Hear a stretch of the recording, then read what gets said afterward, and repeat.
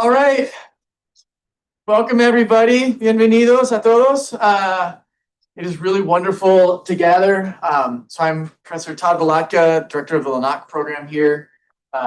And it's really wonderful to be here. I'll have some introductory remarks, but just a couple housekeeping things first. It's always, so first off, if you need any help with anything, look for Therese. You can come find me, but I will find Therese. So particularly those of you who traveled here as part of the conference and we helped arrange your travel, if you have not already talked with her for your return to the airport, talk to her ideally before lunch or by lunch.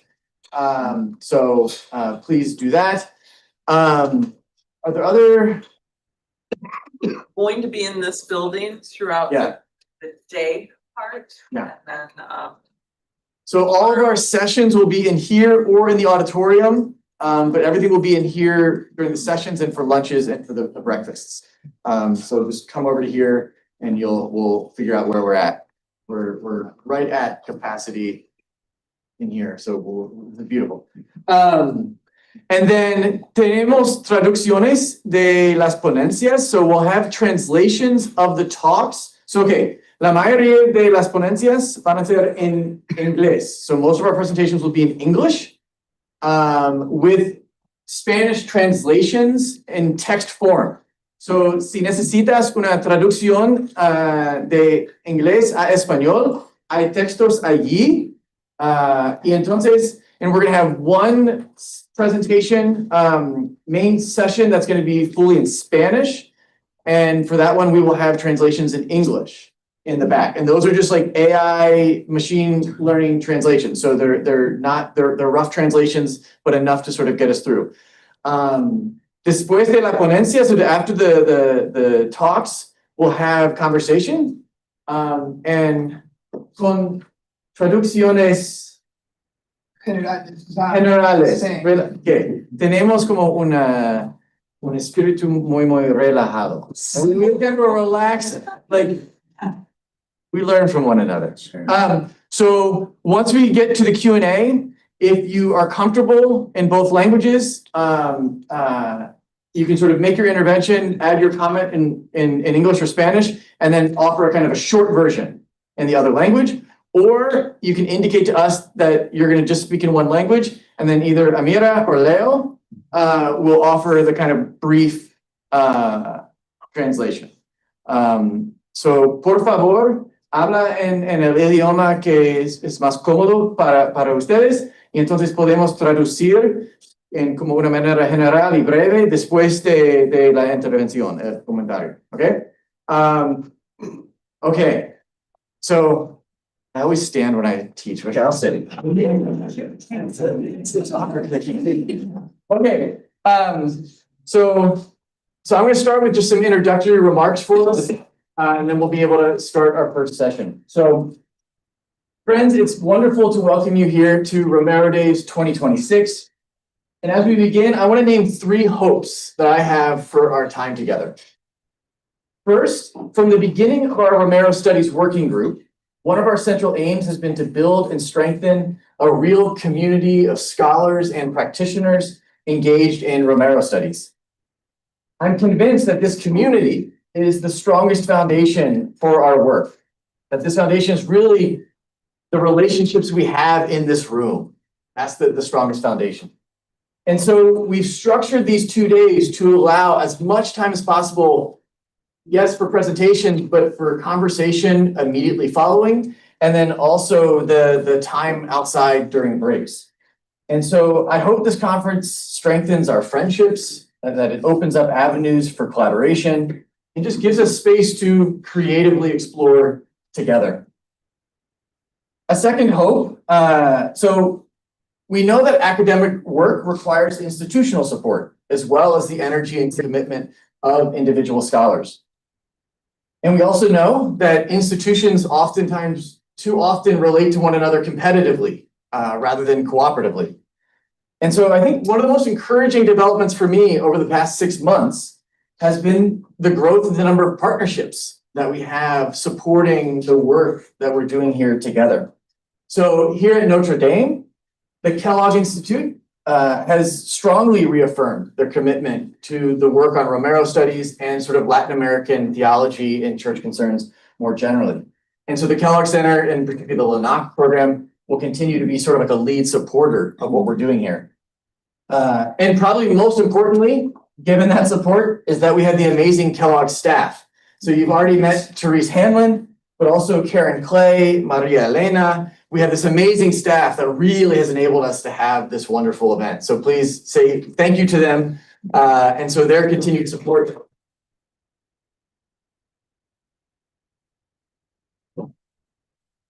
In addition, here at Notre Dame, outside of Kellogg, we have support from the Ochoa Center for the Study of American Catholicism. And American there is really in Las Americas. And so that's been a great sort of partnership here. The Franco Family Institute in the College of Arts and Letters is co-sponsoring this event. And then also we have a new Global Catholic Research Initiative here on campus, a sort of umbrella initiative. And I'm really excited that they're supporting this event and I think future collaborations that we're going to have here on campus. And then beyond Notre Dame, this is some of these partnerships we've been developing. I'm excited that we have 5 other institutions that are officially co-sponsoring this event.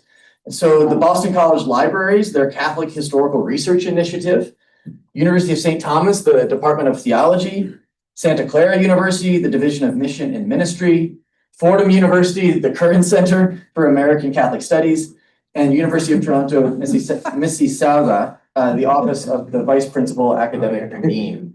All these institutions have supported the event in terms of co-sponsorship financially, in terms of helping us facilitate travel from scholars and practitioners from El Salvador and other support for the conference. So this is very much a sort of us coming together, these institutions, for us to gather here. And so I'm excited, I'm very grateful to all of these folks, but I'm even more encouraged by what these relationships suggest for our future work together. Strong institutional partnerships will strengthen all of our work. And we're already looking ahead here. So we're at Romero-Based 2026, but Romero-Based 2027 won't be here at Notre Dame. So if you want to come here next year, we'll welcome you, but you won't be at a conference. Because our topic next year is the reception and interpretation of Romero and popular art. To discern sort of the voice of the people, communities, artists, particularly down in El Salvador. And so there's only one place we can host that conference, which is at the UCA down in San Salvador. And so we'll continue to sort of have these partnerships. So I'm excited to say we're sort of only at the beginning of, I think, what our group's going to be able to do. So if our first goal was basically friendship, our second goal was these institutions coming together. Our third one here, I think, is simply to advance concrete academic research. And over these 2 days, we're going to focus on Romero's reflections on violence, nonviolence, and peace. This theme has emerged again and again in our conversations over the past year and a half, and I think it's only become more urgent. We live in challenging times. Violence is wielded in the name of law, in the name of order, in the name of peace. It's both hidden from view and displayed with enthusiasm. And as always, it falls hardest on the most vulnerable. I want to start our exploration of our conference. Since I'm the organizer, I'm going to just throw kind of 2 provocations out there as we begin. And these come from 2 passages I've had on my mind over the last few weeks. The first comes from Romero, as it should, but it actually reflects an idea I first came across in Martin Luther King. So in King's famous letter from a Birmingham jail, he has a striking moment near the end where he speaks about the beautiful churches he has seen. Churches filled with the same people who supported segregation and resisted civil rights. King wondered, what kind of people worship here? Who is their God? Now, the passage I've had in my mind from Romero is even harsher. On Trinity Sunday, preaching on Trinity Sunday, and 1978, Romero lamented, the divinizing of money and the idolatry of power creates false idols, which take the place of the true God. Sadly, we live in an atheistic society. It has struck me more and more that for Romero, we cannot describe what prevents us from finding peace without speaking about idolatry. Of course, the question here for Romero is not whether or not you believe in God. It's a question of who we truly worship and serve. For Romero, we cannot have peace if the gods that call us to if we serve gods that call us to sacrifice our brothers and sisters. I do not think our diagnosis and ways forward can ignore such realities. The second passage comes from Pope Leo, and I think at this point it's hard to tell what Leo's up to in terms of his pontificate. But there's one line that stood out for me that he's repeated a number of times and feels very Leo. What's the adjective? I don't know the adjective. Okay. On multiple occasions, he's called for a particular praxis. And he says what Christians need to have, what we need to do is have an unarmed and disarming peace. An unarmed and disarming peace. It's a striking phrase that, without ignoring anything of the wounds and the idols of our world, insists on a way of life that refuses paths of domination, vengeance, and dehumanization. The way forward must be the pursuit of peace grounded in truth, justice, and the dignity of every human person. And it strikes me that this phrase is a nice starting point for understanding Romero's own struggle for peace in his beloved El Salvador. All this is to say that over the next 2 days, as we reflect on paths of violence and nonviolence, we're not just engaging in a historical exercise. We are turning to Romero because his witness remains a living resource for our own moment. We will hear presentations that help us better understand his historical context, the crises he confronted, and how his theological vision took shape over time. All right, and with that, we will turn to our presentations for this morning. So I'm very excited that we'll have 2 presentations this morning who are going to help us contextualize Romero and our own work over these next 2 days. So Michael Lee is director of the Francis and Anne Curran Center for American Catholic Studies at Fordham University, where he's also a professor of theology and a member of the Latin American and Latino Studies Institute. He's author, editor of a number of many books and articles, maybe kind of most important for us. He's the author of a great book on Romero called Revolutionary Saint, The Theological Legacy of Oscar Romero. I'll also introduce our second speaker right away here. Gema Kloppe-Santamaria is a Nicaraguan-born sociologist and historian, a lecturer of sociology at the University College Cork in Ireland, and associate research professor of Latin American history at George Washington University. She's the author of In the Vortex of Violence, Lynching, Extra-Legal Justice, and the State in Post-Revolutionary Mexico, and a number of other books. And I just found out she also, both of you are coming back to Notre Dame for us here. She spent a year on campus earlier doing research for these texts, and Michael also did his doctoral studies here. So I'm really excited for both of these presentations. We're going to let Michael get us started as we try to understand the context of Romero and then for our own time. Thank you. Buenos días a todos. Buenos días. Let me begin by expressing my deepest gratitude to Todd, Amira, Fordham graduate Anna, Therese, Maria Elena, and many others who have not only made this event possible, but have facilitated year-long conversations on our important theme. Thank you to the members of the working group. It's a privilege to partake of conversations that offer light, hope in times that so desperately need them. I must acknowledge that in my mind and heart, this year of reflecting on the paths of violence and nonviolence will forever be linked to the tragic events in Minneapolis this past January and the murders of Renee Nicole Good and Alex Preddy by ICE agents. Tragically, they are visible signs of so many more invisible ones who, even as we gather today, are being arrested, sequestered, and suffering fates the world may never discover. If nothing else, may Renee and Alex be like the countless murals that dot towns and villages across El Salvador, made by those who remember their martyrs and Romero himself to commit to the long work of peace with justice. In the brief time I have today, I'd like to explore the context of violence that El Salvador was experiencing during the last decade of Oscar Romero's ministry. This context and some of the important actors within it will enrich our understanding of Romero's position on violence and nuance the difficult options that Salvadorans were forced to navigate in this period. Though a binary like violence, nonviolence seems to offer clarity, reality tells us it masks a complex series of events and decisions, all affected by larger, even global forces. On August 6, 1978, Oscar Romero and Arturo Rivera Damas published the pastoral letter entitled The Church and Popular Political Organizations. Drafted after an extensive survey across the Archdiocese of San Salvador, this truly synodal document responded to the questions that many had regarding participation in large political organizations that were seeking social transformation. Because some of these organizations were adopting violent means to achieve their goals, this pastoral letter becomes one of the most explicit expressions of Romero's position on violence.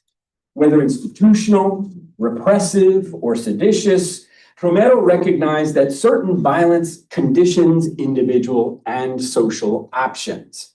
Thus, one cannot consider responses to violence, whether nonviolent or in legitimate self-defense, without accounting for that larger primary violence. After briefly considering the nature of this violence in El Salvador, I will examine the cases of 4 priests as examples of the kinds of options before the Salvadoran Catholic Church during this difficult period. These cases move us beyond the binary classification, violent, nonviolent, to better account for the nuanced motivations and tactics they employed in their efforts to create a more just society. One important note, I regret the lack of women's voices in this presentation. While scholarship on the role of women during the war is growing, there remains a serious lack of attention to the role of women during the pre-war period of the 1970s.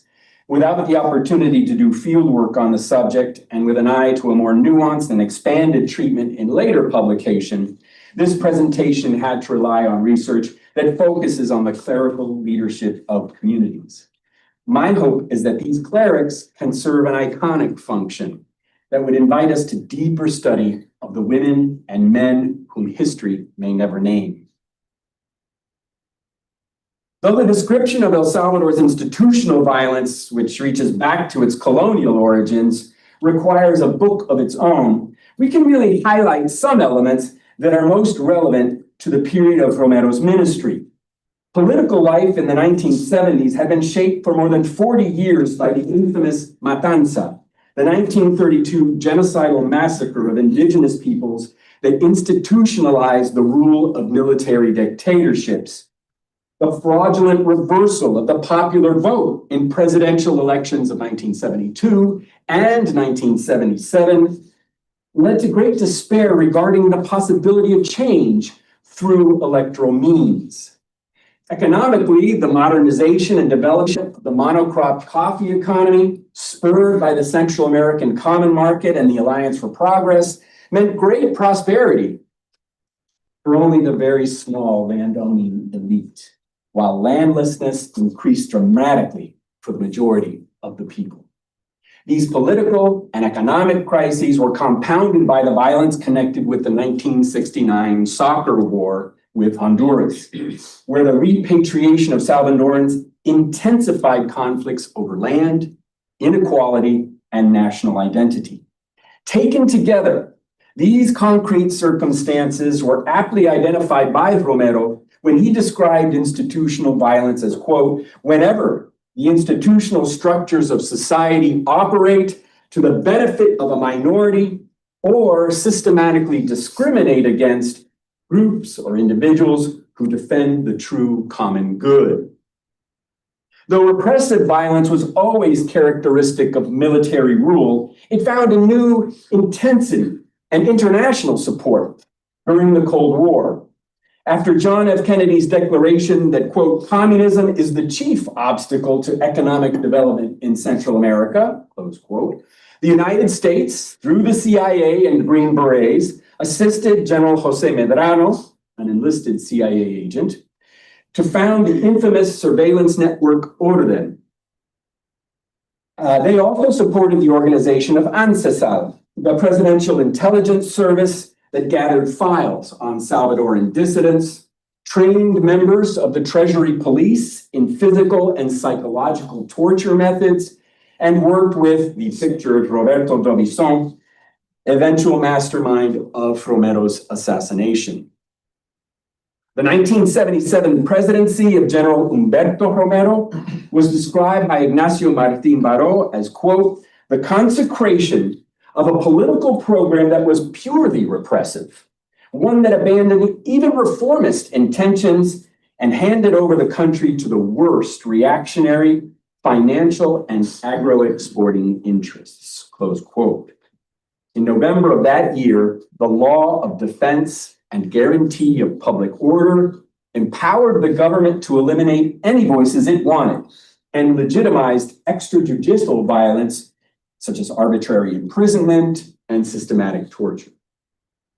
One sociologist notes that the law was, quote, practically a license to kill, showing a tenfold increase in political assassinations, a tripling in prosecution of subversives, and a doubling in the number of desaparecidos during the 15-month period which the law existed.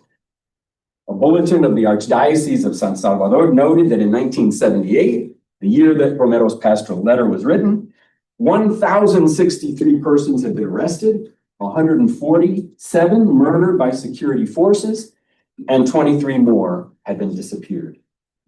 This violence was carried out by the various arms of the Salvadoran military, treasurer, police, etc., but also paramilitary groups and so-called death squads, such as the Phalange, which used explicit Nazi symbolism, and the UGB, the Union of White Warriors.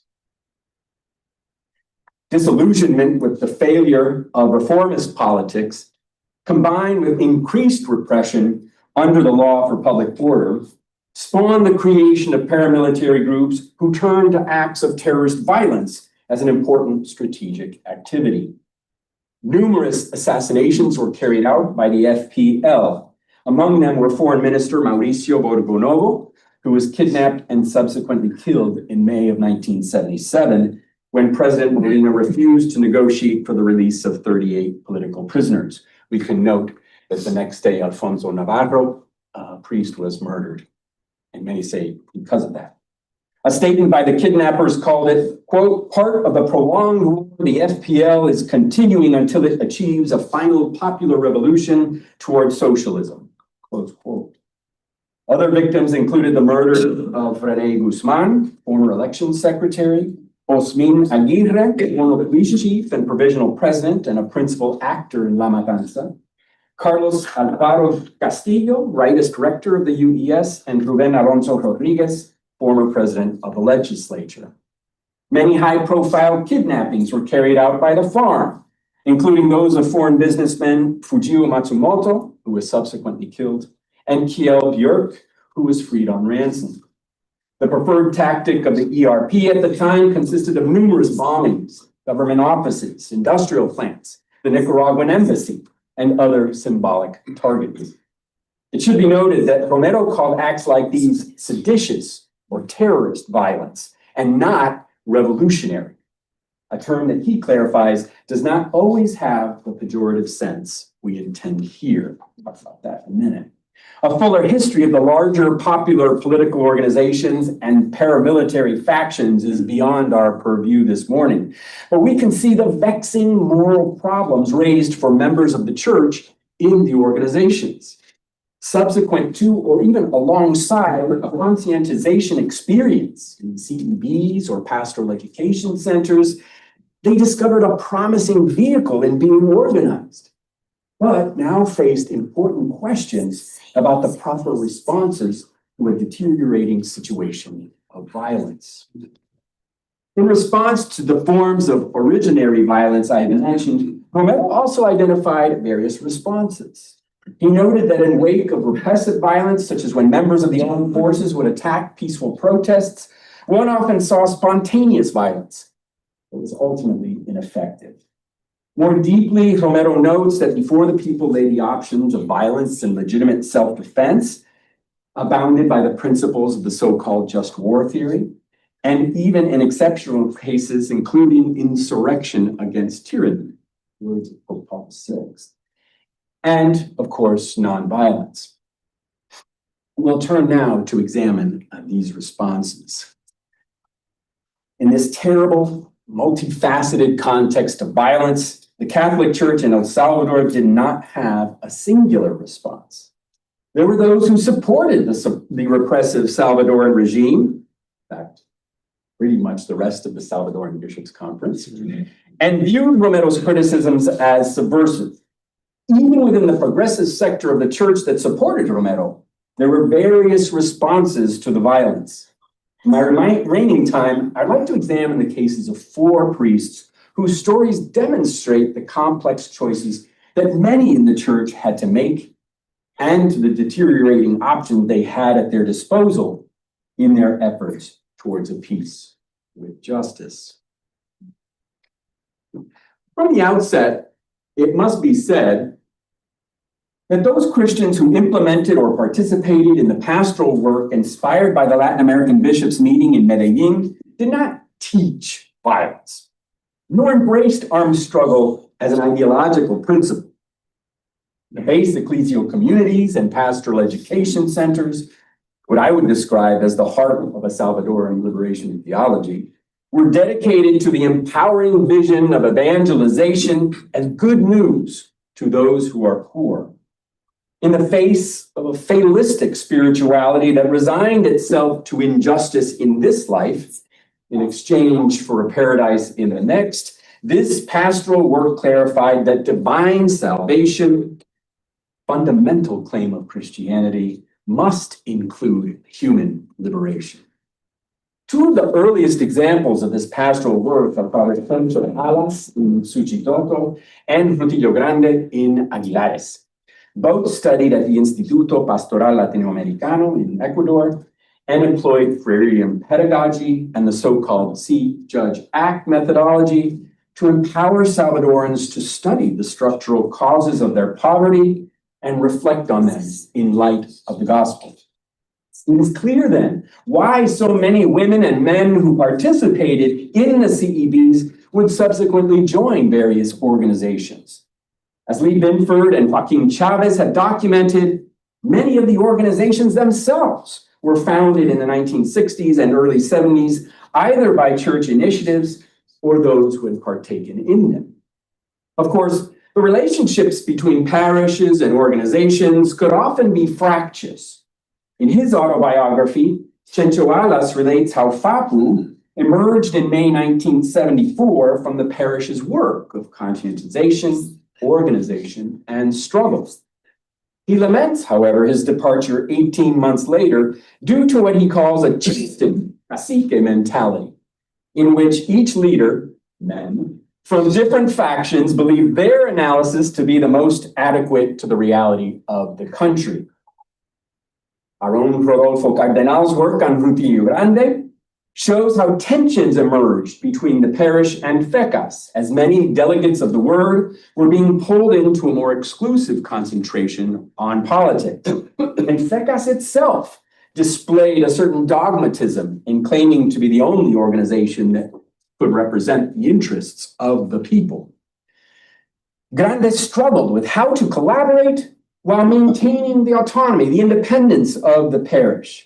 An independence that not only FECAS would often ignore, but certainly opponents, including the president himself, would confuse. In both cases, the pastoral leaders struggled with how to support the people's political efforts at addressing institutionalized violence while maintaining certain boundaries for ecclesial work. Both were held personally responsible for acts that were deemed subversive and violent, and both were unable to continue their work as the situation deteriorated. In March of 1977, Alas fled Suchitoto undercover and dressed in a costume after being warned he was a target of assassination. Archbishop Romero arranged to hide him in a seminary, San Jose de la Montaña, until Alas left the country for over 20 years in May. Grande was not as fortunate. He was assassinated on March 12th. Mounting repressive violence was taking its toll on those who utilized nonviolent means to seek change in the country. Protests, strikes, occupations of buildings, including San Salvador's cathedral, were met with arrests, beatings, disappearances, assassinations, and even massacres. In response, there was a growth of these military wings to popular organizations whose objectives ranged from self-defense to tactical violence. Though most in the progressive church maintained a distance from these particular organizations, others took what Peter Sanchez calls the qualitative jump to be incorporated, including the subject of his book-long study, Father David Rodriguez. For 5 years, Rodriguez served as pastor in Tecoluca and an instructor in the Centro Los Naranjos. Over that time, the repressive violence against his parishioners and students convinced him that anyone interested in social change needed to resort to violence for self-preservation or risk being another casualty. After the November 1974 massacre at La Cayetana, Rodriguez decided to clandestinely join the FPL, where he was assigned to the political division with responsibility to organize and educate. For the next few years, he served as a priest while helping to organize people behind the scenes. When the Civil War commenced, he became a popular militia commander for the FMLN. The journey from base communities to accompanying the guerrillas was completely unexpected for the Belgian missionary Rogelio Ponce. In his memoir, he notes that at the beginning of his ministry in the San Salvador area of Sacamil, he would have the community listen to a tape recording of Martin Luther King's I Have a Dream speech with a written translation. Nobody understood the English. Though he preached nonviolence exclusively, he came to consider that his position and that of the pastoral team was closed to the changing nature of their reality. As the doors for possible protests were being shut with repressive violence, he felt that his insistence on nonviolence was alienating the pastoral team from the people that they were serving, people that were moving on without them. After the January 1979 assassination of Octavio Ortiz, the community arrived at the conclusion that they could not stay in San Salvador any longer. After much discussion, prayer, and discernment, Pedro the cleric and Luis Alonso Cotto, the other members of the team, decided to leave the country and to do international solidarity work on behalf of the Salvadorans. Father Rogelio decided to go to Morazan and accompany those who were preparing for combat. They left because all evidence pointed to their own deaths had they remained. In Morazan, Poncel never took up the role of a combatant, but served as a priest accompanying those Christians who had made the option to join the guerrillas. Let me conclude with the two citations from Romero's pastoral letters that provide the title of my presentation. In his third pastoral letter, Romero states, "History has taught us how cruel and painful is the price of blood, and how difficult it is to repair social and economic damage caused by war." Oscar Romero's legacy regarding the paths of violence and nonviolence cannot be understood outside of the cruel and painful price Salvadorans were paying during his ministry. Institutional and repressive violence made irreparable damage, and we can only speculate on what the many women and men of quality leadership could have contributed had they not paid that price. The cases of Frutillo Grande, Chencho Alas, David Rodriguez, and Rogelio Ponce, and the many communities that they were a part of, give us a window into the difficult choices made by Salvadorans as their country was descending into civil war. In his philosophy of historical reality, Ignacio Ellacuría identifies the dynamic of history as the opening and closing of possibilities. Without being deterministic, he recognized how everything, from personal relationships to larger structural forces, condition all that we do. Options for violence and nonviolence, not simple, abstract, and tidy. Our figures show how those options need to be evaluated with care and sensitivity to what they discerned as possible in their context. In his fourth pastoral letter, Romero notes, it is striking that the 5 persons chosen to accompany the divine Savior in that theophany on Mount Tabor were 5 men of aggressive temperaments and deeds. Jesus channeled the aggression of their temperaments toward a rich work of construction, of building up justice and peace in the world. Now, while lessons across history and culture should be made very tentatively and with great caution, I do hope that our discussion these days will inspire us to the urgency of this moment to open up possibilities for the rich work of construction, of building up justice and peace in our world today. Thank you.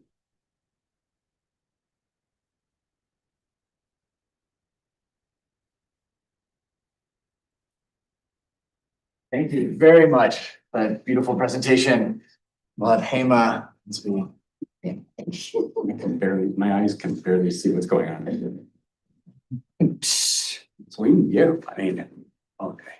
Excellent. Talk amongst yourselves. Open?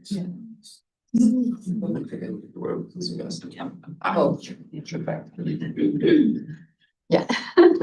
And you were doing it here, right? I was. Yeah. You can use this. Okay. Great. Thanks so much. I also want to start by saying thank you. It is truly an honor. I'm very delighted to be here. And thank you to Todd, Mira, and Therese. I mean, everyone involved in the organization of this conference. And indeed, it is a pleasure also to be back at Notre Dame. I was here with Jaime and others at the Kellogg Institute. And this is the place where I finished my book and also the place where I had a baby that was 3 months old at that time. I mean, so I love seeing babies in the room because that was me when I was here. So let me start, and it's really wonderful to follow your presentation. I learned quite a lot. So let me start. So my presentation is Rethinking the Periodization and Theorization of Violence in Latin America towards a Romero-Based approach.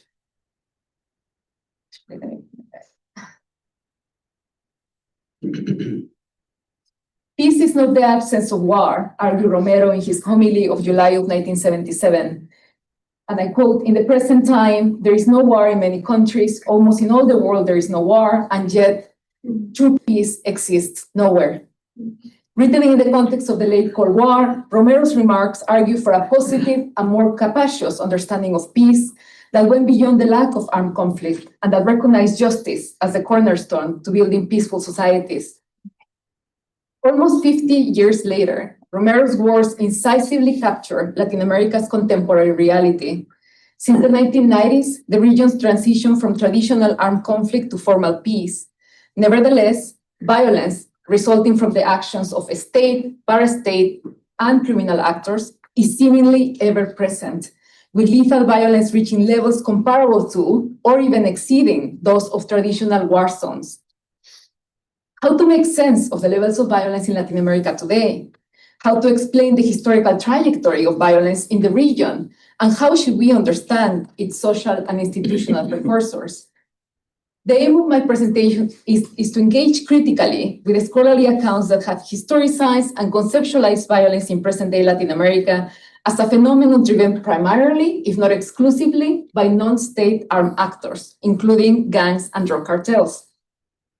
Through the lens of Mexico and Central America and of Oscar Romero's conceptualization of violence, I will highlight the state's responsibility in the reproduction of violence, but pointing at the impact, on the one hand, of repressive and militarized security strategies, and on the other, of structural and economic injustices.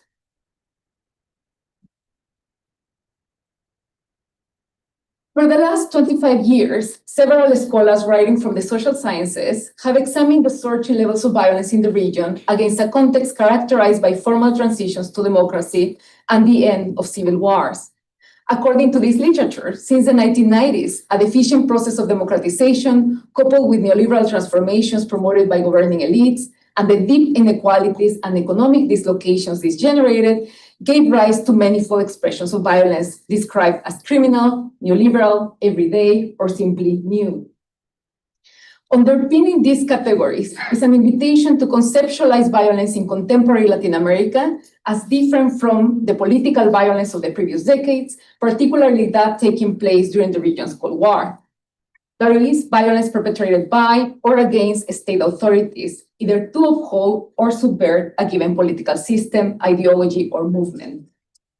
According to this narration, the violence we witness today is no longer organized primarily along political and ideological binaries, meaning the left against the right or revolutionary versus counter-revolutionary, but it is instead characterized by a seemingly non-ideological divide between a civil and military apparatus on the one hand and a corpus of non-state armed actors that include drug trafficking organizations, gangs, and other so-criminal groups on the other.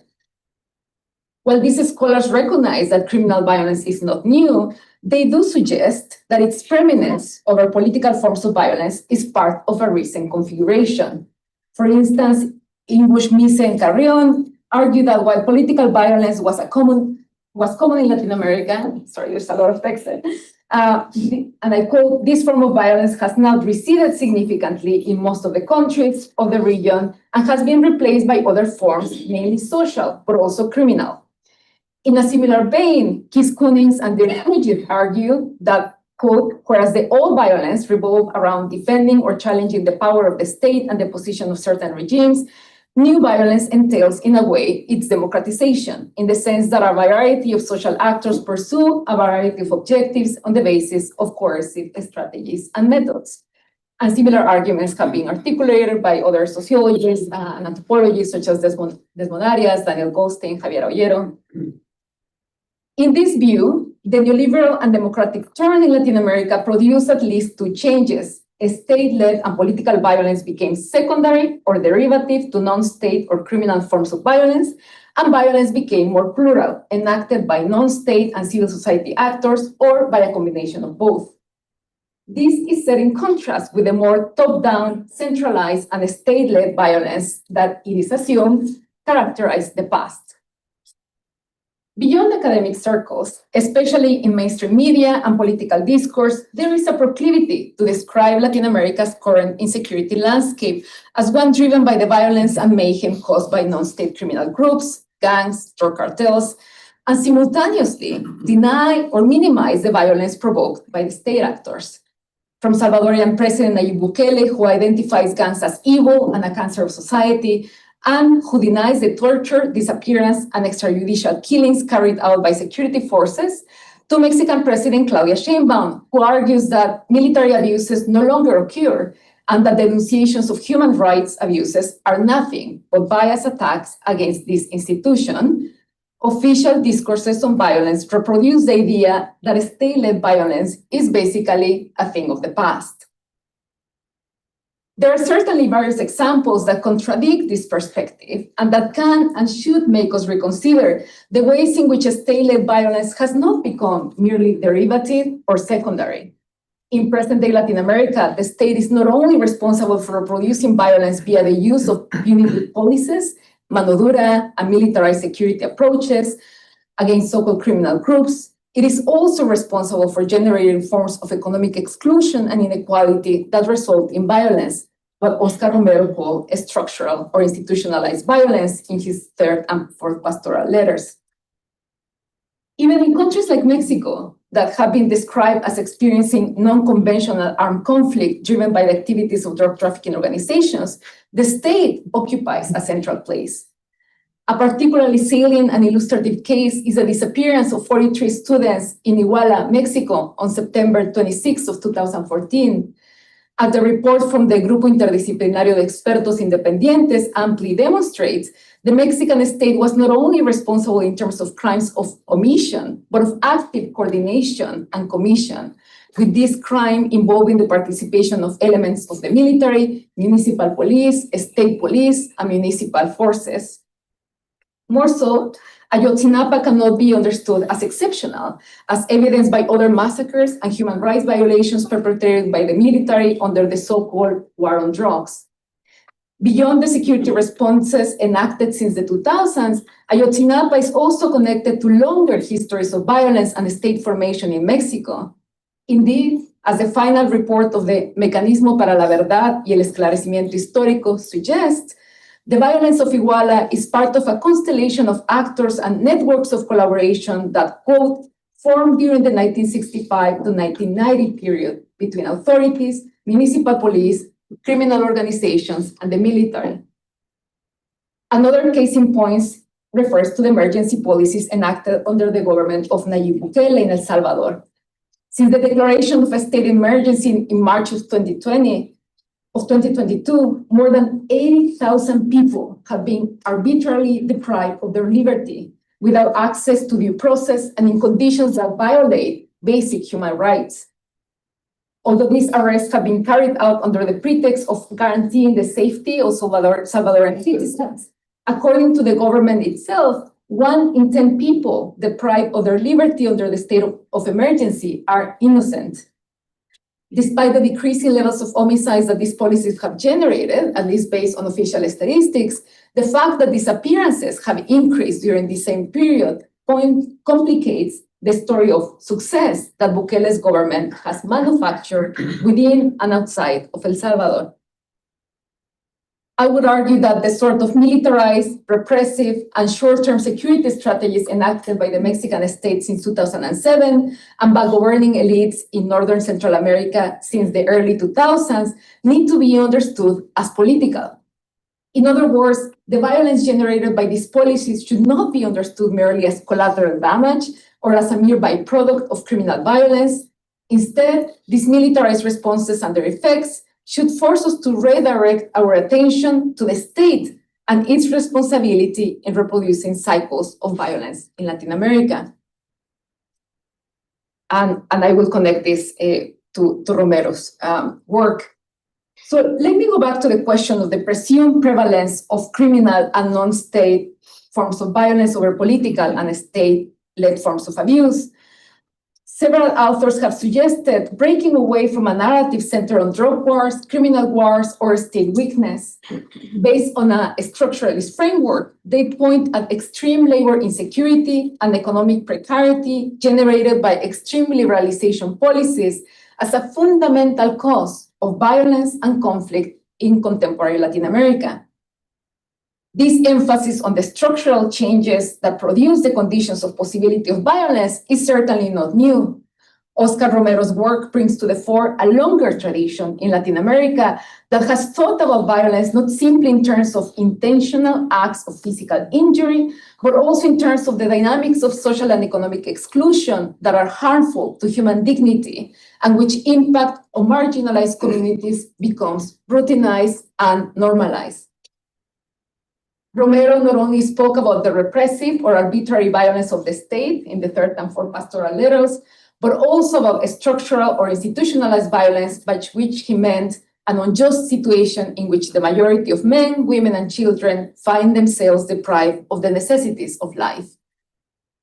As he conceived it, structural or institutionalized violence is itself a form of injustice, but it is also to be condemned by the church, because it is the cause of other innumerable cruelties and other more obvious acts of violence.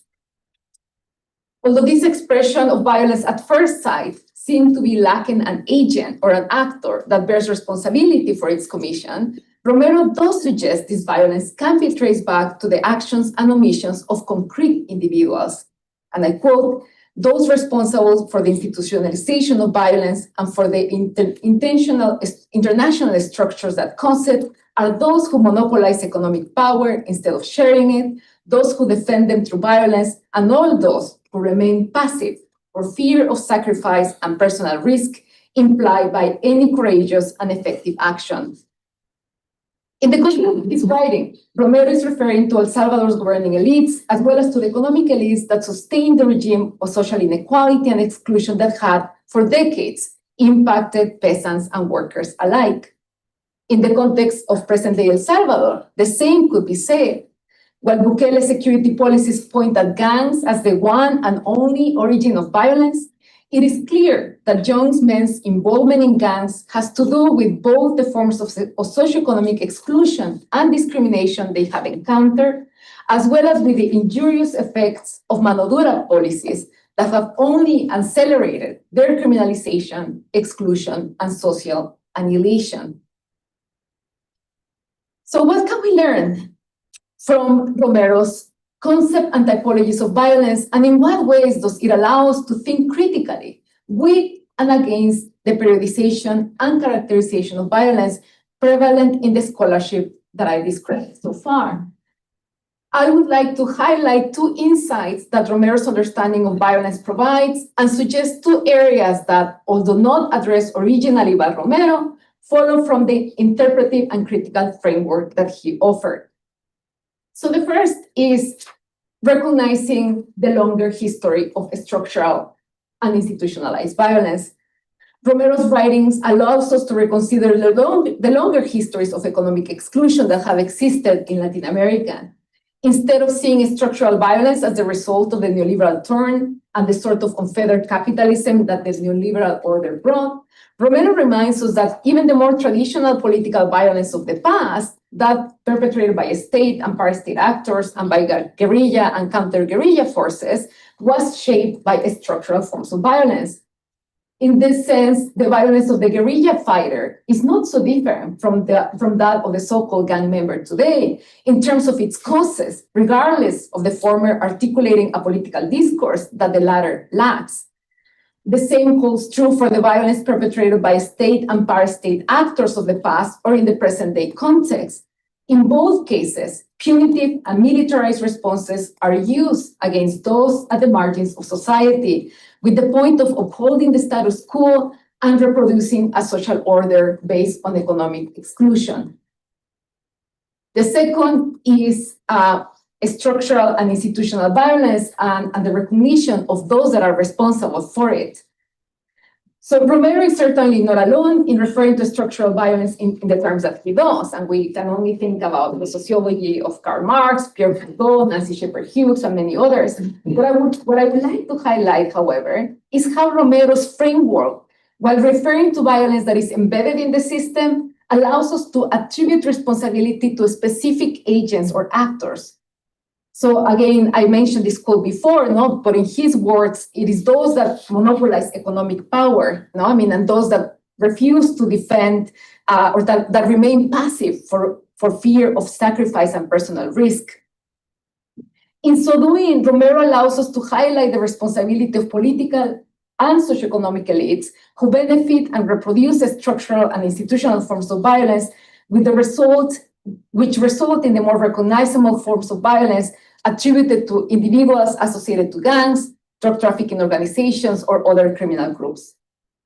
And again, I think it's important to highlight that this periodization that I presented earlier, that presents this very linear narrative that we went from political to non-political forms of violence, would indeed be much complicated with Romero. And we would see that in the basis of all this, we have political and structural foundations of violence that connect the violence of the past with that of the present. Now, let me add just the two areas where I believe there are certain silences and absences, but that we can develop. One is the question of violence against women and the role of violent masculinities. While Romero seems alert to the logics of structural violence and the ways in which economic inequality contributes to violence, gender and gender inequality and discrimination are absent in his typologies and in his understanding of the drivers of violence. Nevertheless, reading Romero through gender lenses and in dialogue with the work of feminist scholars, it is possible to highlight how the institutionalization of violence that he referred to is not only capitalist, as he recognized, but also patriarchal in nature, and it therefore has a different and particularly harmful impact on women and minoritized groups that face economic hardship and systemic forms of economic and social exclusion. As Romero mentions on his homily of peace, those impositions of authority for failing to change the structural conditions needed for a peaceful order are contributing to the reproduction of violence via omission. In the case of gender-based violence, the responsibility corresponds to state institutions that reproduce the patriarchal order by omission, but also by enabling discriminatory and harmful practices that put women and girls in harm's way. The other area is the connection between different forms of violence. So Romero's overall typification of violence, institutional, structural, state violence, offers an important framework to think about violence in Latin America today. What is less developed in his work is how these violences connect with each other and what are the mechanisms that make it possible for one form of violence, let's say structural, to translate into state-led or insurrectional seditious violence. I would say, however, that Romero's work contains elements for a theory of how structural and institutional violence generates overt forms of violence, including revolutionary violence. For Romero, revolutionary violence can be explained by the anguish and suffering produced by institutionalized violence. And he says, and I quote, "As long as there is not more justice among us, violence will germinate." In the present day context, both impunity and the neoliberal order sustained by governing elites generate forms of human suffering and exclusion that translate into acts of violence. Violence is transmitted, as Jenny Peters has argued, from the home to the school and into the streets within spaces characterized by economic marginalization and social abandonment. Although the violence enacted by gangs and other criminal actors is not political per se, it doesn't lack a political dimension, as this violence is indeed linked to neoliberal forms of exclusion and to punitive policies that have been politically produced. So let me conclude just by asking, how do we break away from this cycle of violence? The first step, I believe, lies precisely in its diagnosis. If we recognize, both in academic and policy circles, that violence today is not simply the result of gangs and drug cartels, but rather that the violence generated by these and other groups is the product of institutional and structural forces, then perhaps we can move away from war-like policies and towards the kind of justice that, as Romero argued, is necessary to build sustainable peace. Thank you.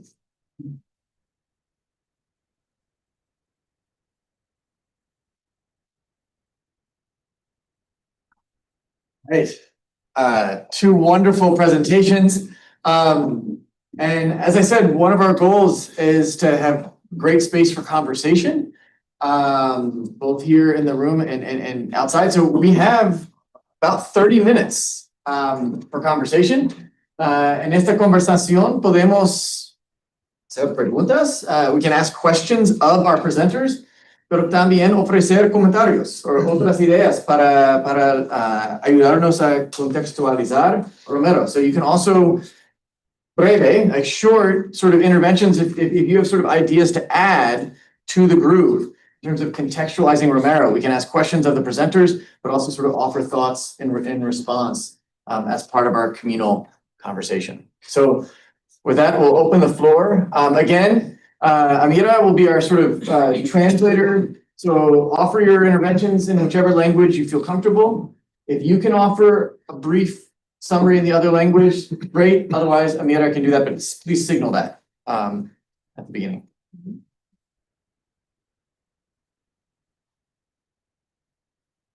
Maybe I can start. I'm questioning if you could place Romero among the kind of four options a little bit in his own view. And for me, I'm trying to think through both his own sort of what seems to be like his own internal position, but also his role as Archbishop. And those two sort of having this impact. So mi pregunta es como el lugar de Romero entre estos cuatro opciones, estos sacerdotes. Y en mi mente hay como la pregunta de su propia posición como persona, pero también su papel como arzobispo. Entonces hay dos cosas aquí para entender Romero. And will someone translate my response? How we do that? Yeah, languages. It's a good question. You know, what I see, all four of the figures that I looked at were communities that were saying, hey, you've taken us this far. Are you gonna abandon us now? And this discernment about what does accompaniment look like? I'm gonna start with that. Yeah, sure. Entonces la respuesta de Michael hasta este punto ha sido como que para él las cuatro opciones que dio son como cuatro comunidades que le están preguntando a la iglesia, a los sacerdotes, nos han acompañado hasta este punto, nos pueden seguir acompañando, entonces para él es un discernimiento de acompañamiento de estas comunidades. And so I think Romero is wrestling with what exactly is his position, but I do think it's interesting that he always recognized the power of legitimization that the church possessed. Mm-hmm. And so he was not, say, unlike, if you read the other bishops of Ceres and their declaration that came out after the third pastoral letter. They denounced FECAS as communist infiltrated and demanded that all Christians should not be involved at all, participate at all with these. So this condemnation.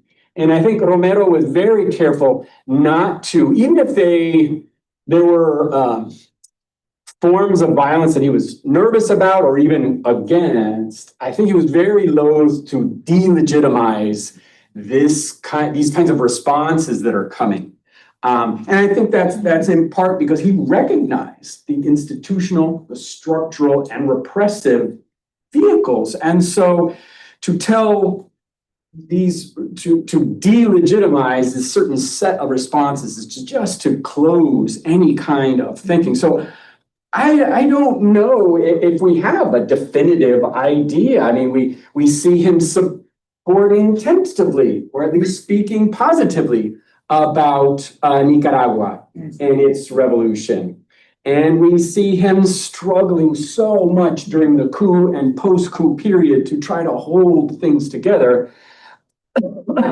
But I certainly think that that is one key piece, that he always that he did not want to delegitimize those who were struggling under institutional and repressive violence, so that they could just be, dismissed in that way. So I don't know if that's a satisfactory answer. I give you a lot. Yeah. Entonces como que para Michael, Romero está luchando con esta idea de estos tipos de respuestas, pero que nunca quiere dejar de estar consciente de este poder de legitimización de la iglesia, o sea, el poder de la iglesia para dar legitimización a estos grupos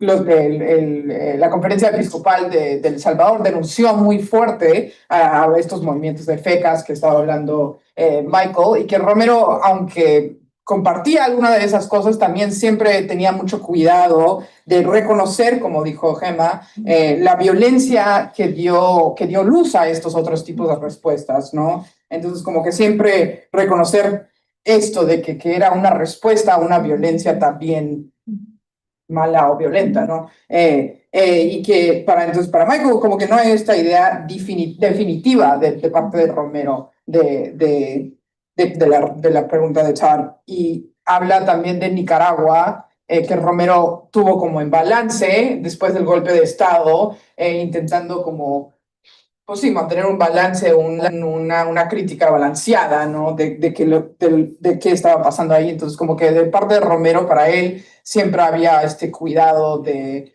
cómo estaba hablando de estos grupos para no denunciar totalmente lo que eran gente víctimas de violencia del Estado. Thank you both. Your presentations were wonderful. My question is primarily, I guess, for Gema, but then also I'd be really interested, Mike, in what you think as well. So the question has to do with, Gema, the point that you were making about the connection and interrelationship between different forms of violence.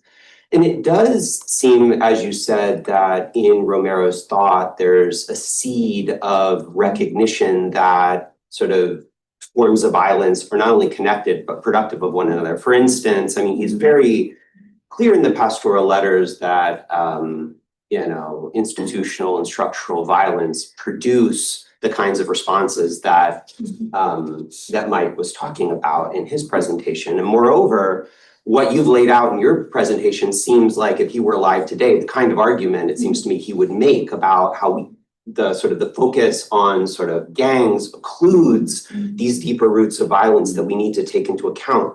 And it's not either or, it's both and. So you seem to me to be displaying like his point there. It's mostly just a comment that I love your response to, but I guess I'm interested. I don't know the work of Jenny Pierce. So I'd be interested in sort of what you see her giving additionally to what I've just been asking about. Mira, me puedes ayudar. Sí, pero ¿cómo se llama? Jenny Pierce. Sí. Sí. Matthew preguntó sobre esta interconexión de la violencia y le dio como que afirmación a Gema que lo mostró muy bien en la carta pastoral de Romero, de estas interconexiones, y que claro, hoy en día el enfoque en los carteles pues no es un enfoque balanceado, ¿no? O sea, no es un enfoque justo. Por lo menos hay que considerar las dos realidades, ¿no? Entonces, y la pregunta fija es sobre el trabajo de un socióloga, me parece, que se llama Jenny Pierce. Y quiere saber más de lo que ella dice. Thank you, Martin. So yes, so indeed, I think the way I'm framing it, and also as a result of our conversations, is that is not entirely absent this theory of how violence becomes contagious or how it travels like from one social space to the other, but that indeed, at least in terms of how revolutionary violence follows from institutional violence, Romero is giving us clues today to understand the present. No, I mean, in terms of how so-called criminal violence also indeed follows from structural and institutional violence. And I think what it is absent, and what Jenny Pierce brings in and other feminist scholars is and I couldn't say more, but in the paper I do mention it, is the question of violence that happens in the so-called private sphere. No, I mean, like, so look, intra-domestic violence, like family violence, and the gender dynamics of it. No, I mean, and how again masculinity constructs and the role of like the ways in which young children, young men, young boys are socialized into normalizing aggressiveness as something that is expected, that is socially accepted.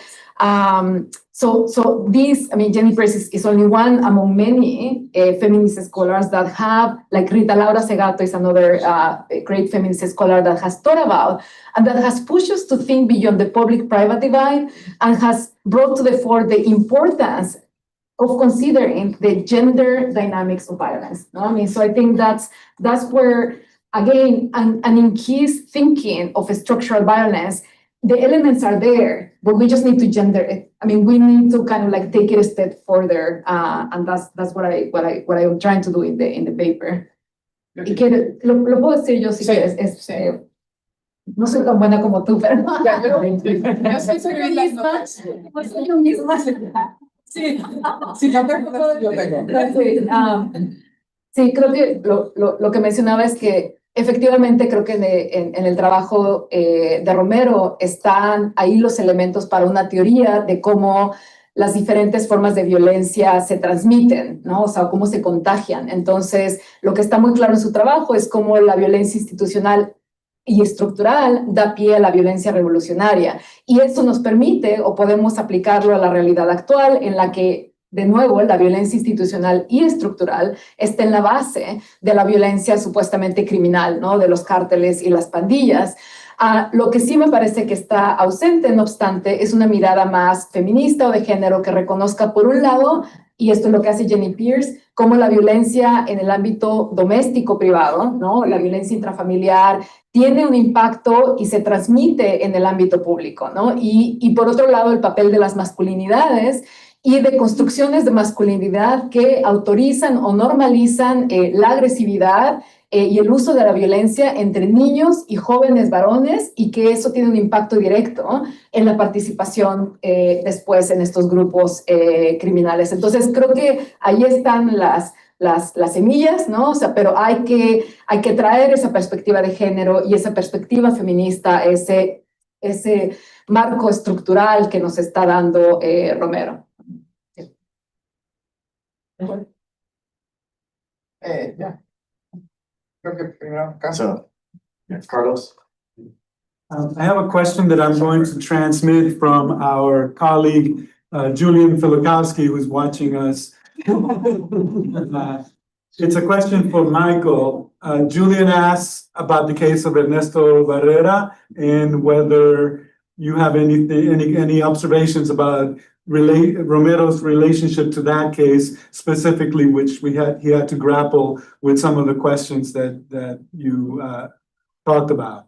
I also have a brief comment for Gema. I really enjoyed your presentation, and it reminded me of the fact that Romero's brother Gaspar used to say that Romero would say in private conversations that he believed that a war was coming, a civil war was coming, but he would often add that beyond the war, something even more terrible was coming. So Romero kind of knew that the violence was not just the political violence and not just the violence of the moment, but he had a sense that there was a transcendent, that there was something that you had to address that went beyond this moment that he was living through.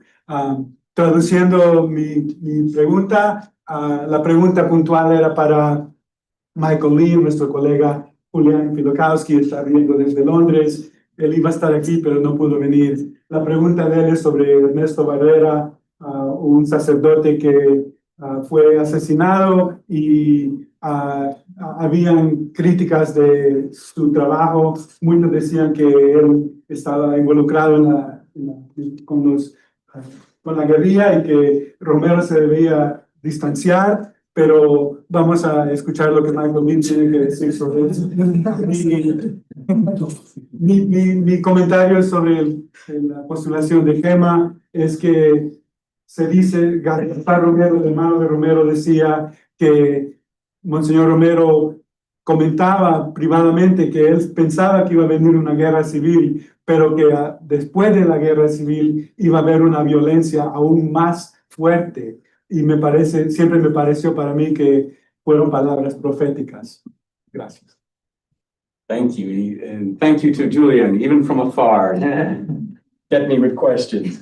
Well, I think the case of Barrera follows the point that I was making earlier, namely, at first Romero hears, I believe it was the FPL that claimed that he was a member, that he was involved already in this organization fully, carrying a weapon, etc. And at first, Romero rejects that, refuses to believe that, but as information trickled in, it seemed clear that in fact he was. So what's the response?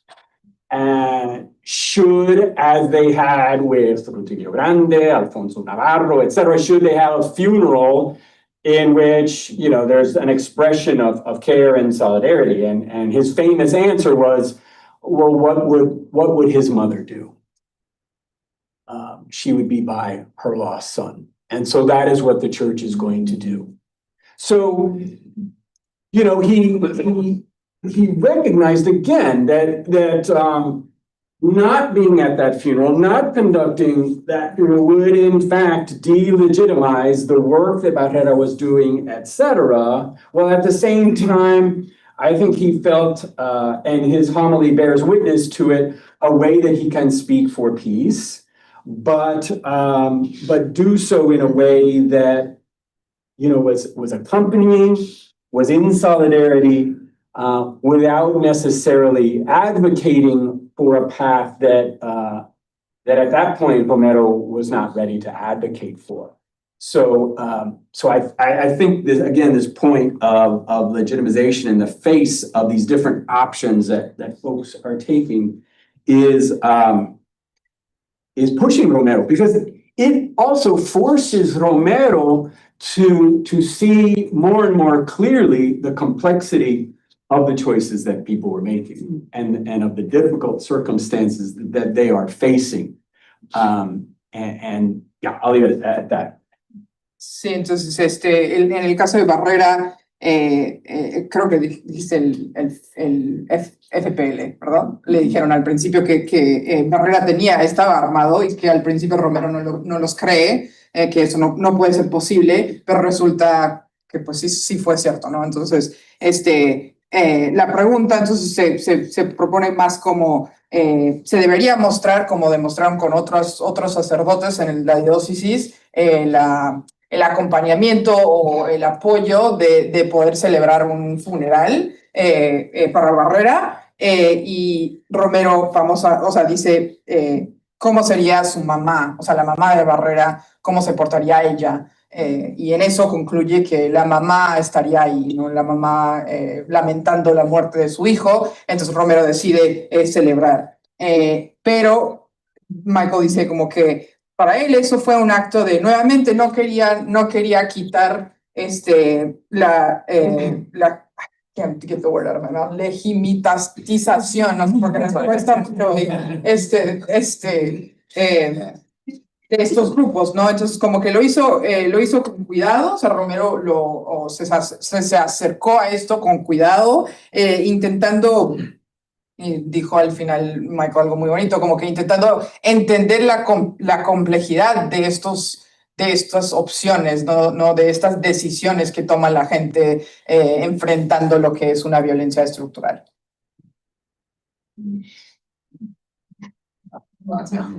Creo que, pero había una pregunta para Gema, ¿no? Bueno, yes, reaction. yeah, I mean, sorry, I'm just taking notes of everything that is being said.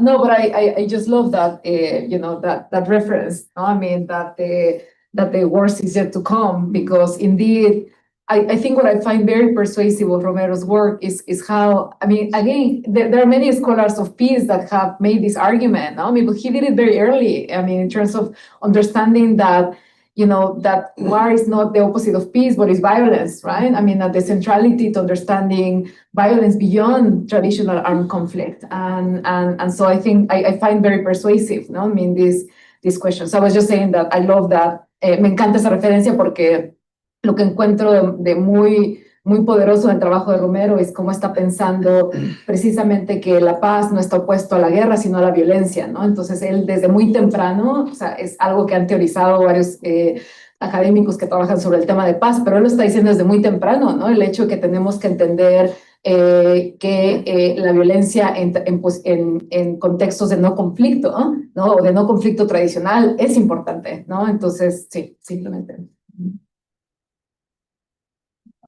Luis María y Fabio, sí. Yo querría subrayar que en todo esto, los mensajes, todas las cartas de Romero tienen un objetivo fundamentalmente de acompañar la fe de la gente.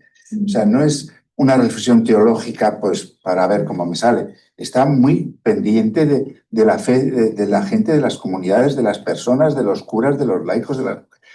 Y eso es fundamental en Romero, es fundamental en Gustavo Gutiérrez. O sea, Gustavo Gutiérrez por eso dedica el libro a Pereira Neto, el cura de Brasil que después fue torturado, asesinado, y a Marquez, de cómo está viviendo, empezaba la gente en Brasil. Es el primer grupo, la gente de la GEC y de la JUC, que hacen una opción de izquierdas en la universidad y empiezan a ponerse en el aire muchas cuestiones a la fe de cada uno de esas personas. Y Gustavo intenta acompañar la fe de esa gente. Esa es toda su visita a Brasil, casi en la clandestinidad, y poco después mataron a Pereira Neto. ¿Cómo se está viviendo esto en Brasil? ¿Qué pasa con la fe de la gente? ¿Qué pasa con las comunidades?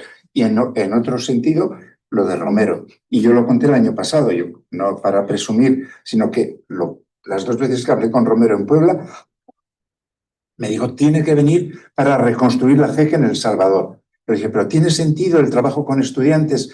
Que alguna gente estaba cuestionando, había que ir a los barrios populares. Yo sí, porque el acompañamiento, aunque los ejes teológicos sean los mismos, el acompañamiento es muy distinto en una comunidad rural analfabeta que en un ambiente universitario altamente ideologizado. Es la teología, básicamente es la misma, el acompañamiento es muy distinto. Y yo creo que eso nos da un poco esa clave. Él no puede condenar fácilmente a alguien, aunque tenga sus dudas, le importa la vida, la fe y el proceso que está recorriendo la gente, ¿no? Y las comunidades. A mí me parece que eso es un eje fundamental. Igual es un poco ambiguo, o igual debería haber sido. Yo creo que no es ambigüedad, sino que es estar muy atento a la complejidad que los dos han insistido, y es muy importante, de esa situación. So he's talking about he wants to just highlight the fact that the letters of Romero are what they're really about is the accompaniment of the people, right? So that they're not sort of theoretical or abstract reflections of theology, but they're about what is the faith of the people saying? How do we accompany that faith of the people? And he draws the comparison with Gustavo Gutierrez, who had a sort of similar view that really what's happening with the faith of the people. Yeah, I'll leave that up.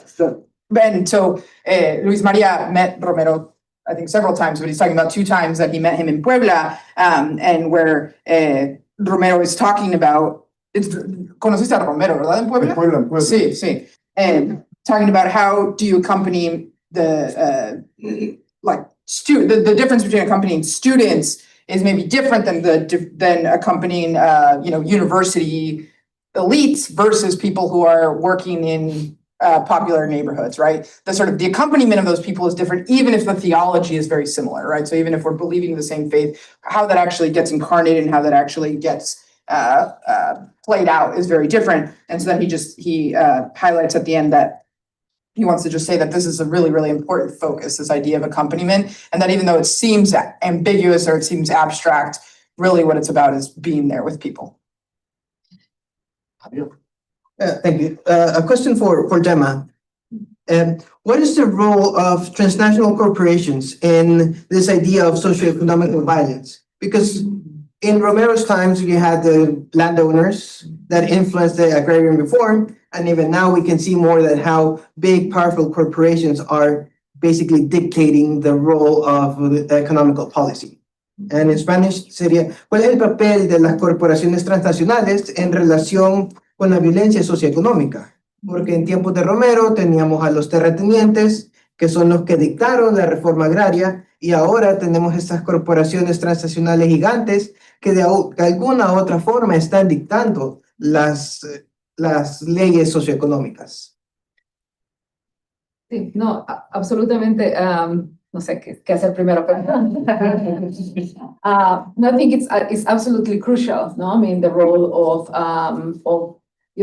transnational companies, of economic elites, in terms of also how there's an alliance, a very clear alliance that echoes or mirrors the alliance that existed between governing elites and economic elites in the late Cold War, in the sense that these governing elites are basically like using the state and police authorities and the military and all security forces in order to secure their accumulation of power. No, I mean, and they benefit from that status quo. They benefit from the fact that basically the state police forces act in effect as private police forces that are protecting the interest of only a few, and they have benefited as well in terms of obscuring the authoritarian and militaristic tendencies of these governments that continue to present themselves as democratic in the global sphere, even though they are clearly,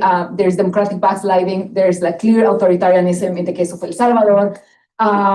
So I think it's not accidental. It's again one of these continuities. So thank you for telling me that. And the case of Nicaragua that I didn't talk about, but it's another case where you have the governing elite, I mean, very much associated with the economic elites, and that's why for so many years Ortega was able to accumulate power, and claiming a success story that kept crime low. No, I mean, so as long as they kept low crime low, he got away with it, the authoritarianism and the dictatorship basically that exists in the country.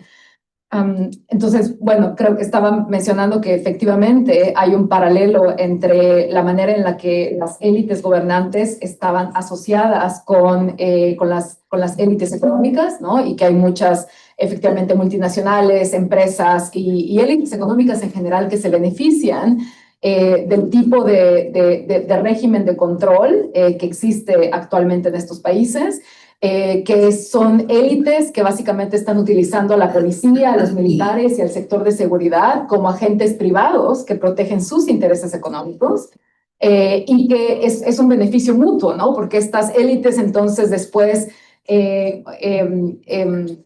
¿cómo decirlo? Como obscurecen o simplemente ocultan el hecho de que estos gobiernos son de carácter autoritario, no democrático, y estas élites continúan presentándolos como ejemplos de democracia a nivel global porque los están beneficiando, ¿no? Entonces, que hay efectivamente una continuidad entre el pasado y el presente en términos de esas asociaciones entre élites económicas, élites gobernantes, y mencioné el caso de Nicaragua como otro en el que también ha habido esta relación entre élites gobernantes y élites económicas, y que Nicaragua estuvo bajo el radar por mucho tiempo gracias a que mantenía control sobre el crimen, control sobre la violencia. David, la última. Just following up on this conversation, thank you both so much for a great start to our conference about the question of economic violence, because it's so much part of the background of Romero's discussion of structural violence, institutionalized violence, the monopolization of economic power, as you were pointing to, Gema. But he doesn't distinguish it as a specific category of violence in the same way that he does in the others, in his letters. Mm-hmm. So I'm wondering, what is there to gain maybe by using that language? Like when you look to the movement of third world priests, for example, in Argentina, they're talking about economic violence, specifically economic tyranny. Why do you think, or what resources in Romero are there to expand this category, to use it, and why would it maybe be useful today for having that categorization? Well, I wonder if Michael can help me respond this question, but sorry. ¿Qué podemos recibir para incluir una categoría de violencia económica, como estaba hablando aquí este señor primero, o socioeconómica? Porque en Romero la violencia económica está como parte de la violencia estructural o institucionalizada. Entonces hay como razones hoy para usar esa categoría para discernir problemas de hoy. Sí, no, so I was going to say that maybe Michael can join me in the answer, but I think, I mean, I do see the category or the concept of structural violence as quite encompassing and really like addressing the question of economic injustice and economic exclusion. To an extent that I don't believe it's necessary to add something else. No? I mean, I think it's quite explicit in his definition in terms of, I mean, again, how incorporates economic injustice and again, how he argues then that it becomes institutionalized or routinized, no? And how, governing elites, but also those that stand silent are complicit in its reproduction. No? I mean, so I think, I'm not sure if it's needed to. The reason I would ask is because if we're thinking about the role that economics has on the state or in drug cartels, it seems to me you have to have a separate category to describe like the phenomenon today of like the privatized state, where the state is outsourcing its public functions to private actors, right? So the prisons, right? The detention centers, right? Like, it just seems to me that there has to be a way of talking about the market's violence. That's something distinctive. Yeah. Sí. Nomás quiere decir que, o sea, tenemos que tener una categoría por lo que está pasando un poco con la privatización del Estado, básicamente. Sí. Yeah, I mean, I'll try to be very brief. Yeah. So I think it's an interesting discussion. I mean, to a certain extent, yes, but a certain extent, I also see continuities that are so clear. I mean, because the again, the public function of the state in that era was also quite privatized. No, I mean, even though it wasn't under the neoliberal marketized order that we see today. So in that sense, nothing has changed. I mean, governing elites were really like policing the poor, and the economic elites were utilizing them in a way that really much echoes what is happening today. So I think, I mean, and I'm a historian, so I don't want to say like nothing has changed, but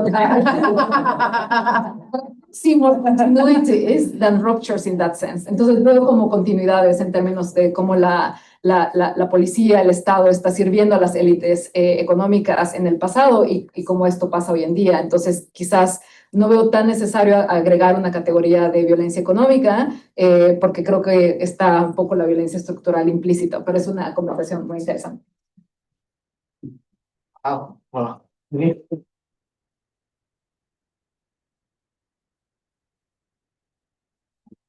A great start al inicio de nuestras conversaciones, to our conversations. So we have a short break now, kind of 10-ish minutes. Then we'll have another session, and we have a long lunch break. So endurance recording as we go. So exactly in around 10 minutes, we're gonna have coffee.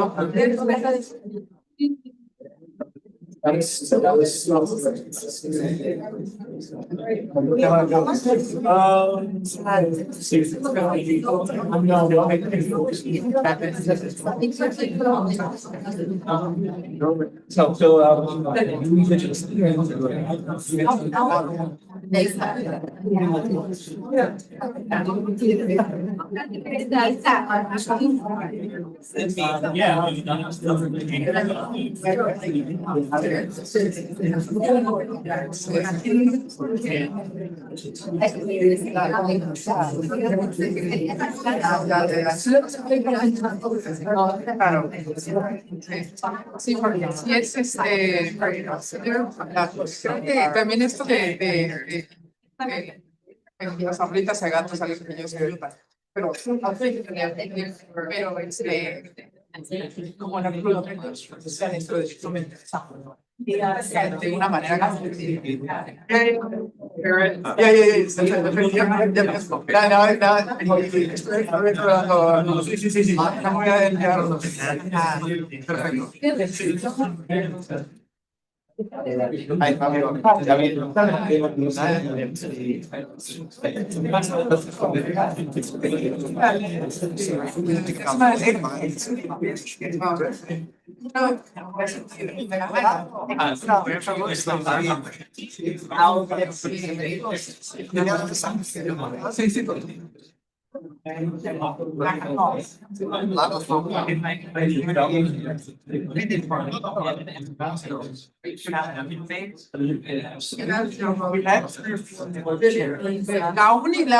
otra de hecho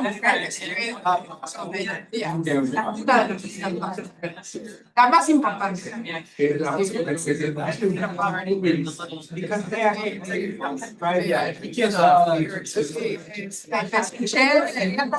se escucha ahí lo de la ciudad y de hecho cuando me escuché bueno todavía no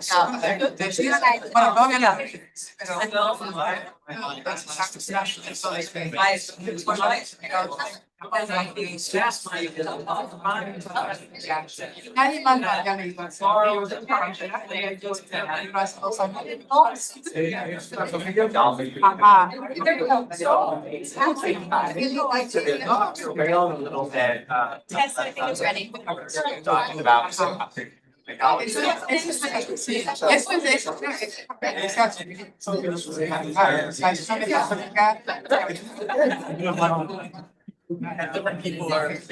Gracias.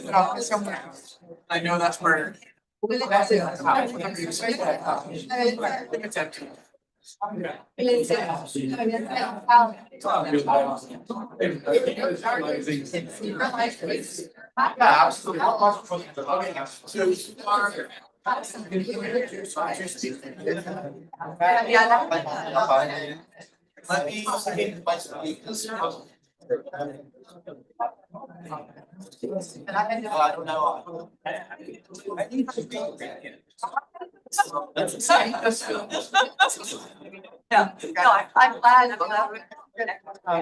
Hang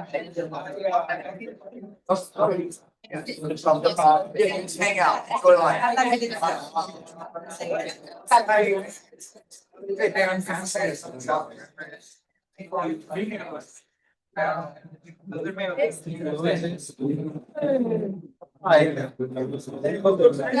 Para ver para condenar con evidenciados de la violencia sexual. El código la 3.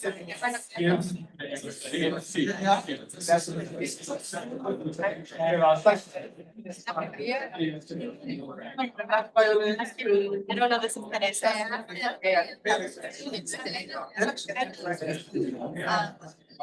Here's what I need to do. This audio que no está muy wow. Enough. So we're not going to save the audio file. Yes.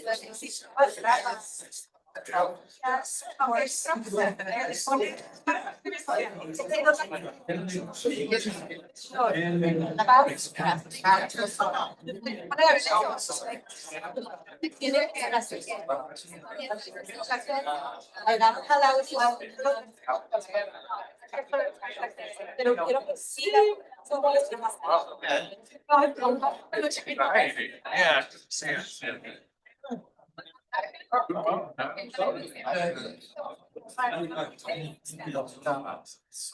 We still have to.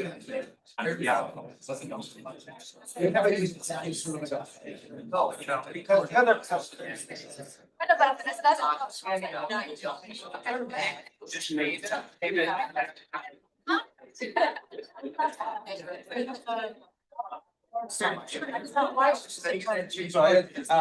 Sorry, we're almost done.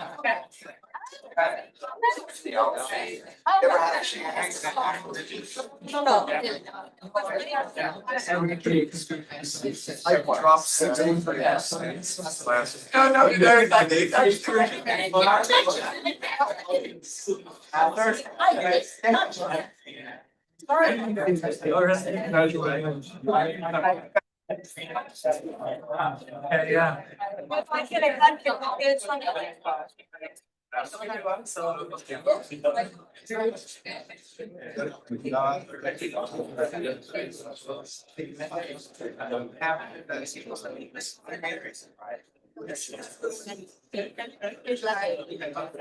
Yeah.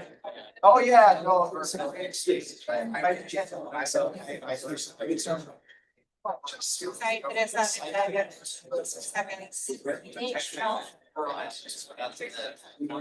Our litigation situation is Already been.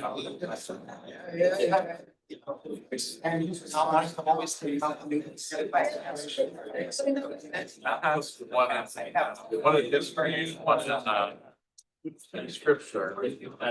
This is scripture one done for her. So. But it's not on it. And there's some precedent on Big Street. So, yeah, that's what.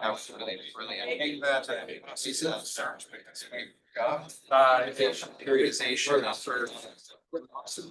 This obscure. The librarian told me. She did last year.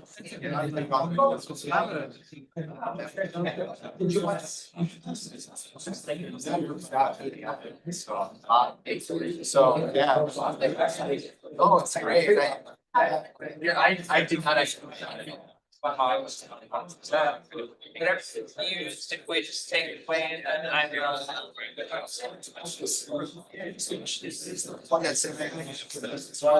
Conversations, this is last year, violence was coming up a lot. So it's just. Haven't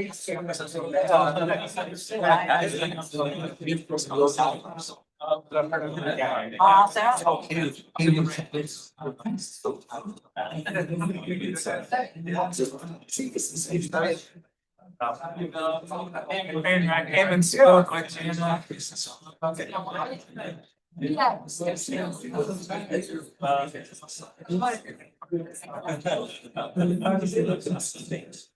I can't wait.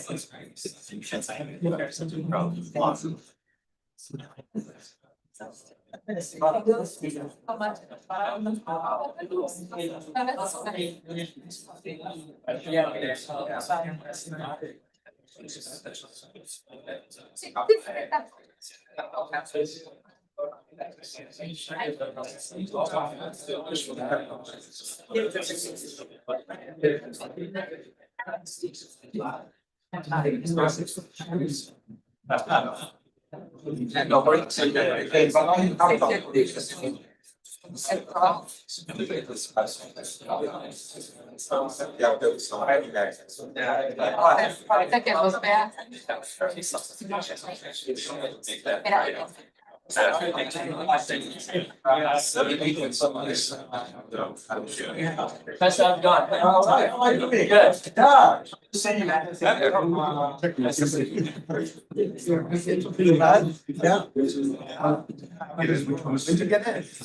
Yes, sir.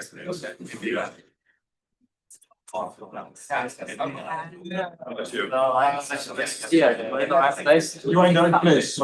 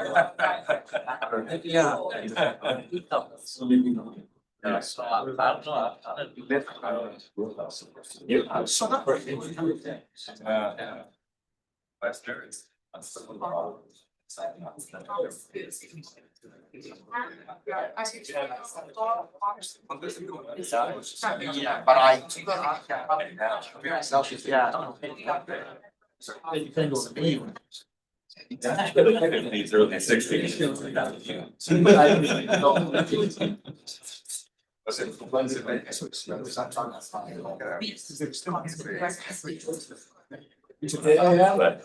Yeah.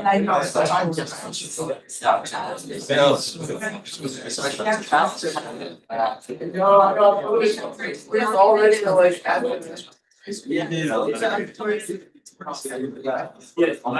think the answer is. Yeah. So how long one?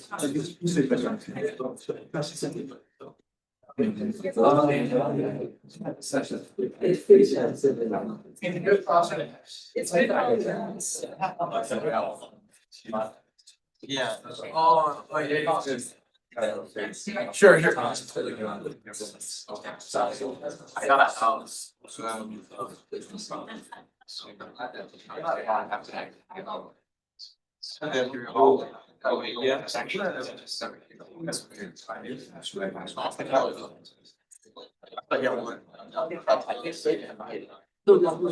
Otherwise, how is it?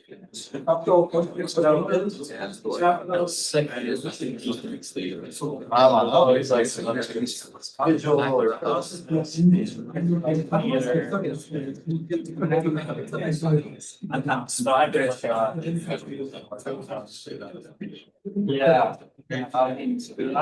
It's what you do, all right? Yeah, I make it. Please, can I call people in? No, no. Yeah, yeah. Nice city side. No, yeah, of course. Yeah. That.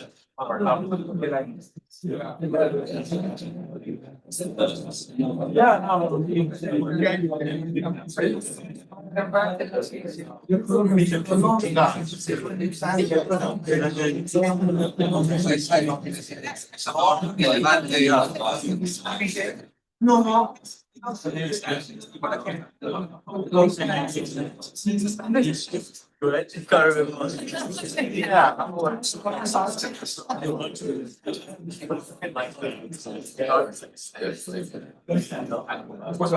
the one, and then go over to.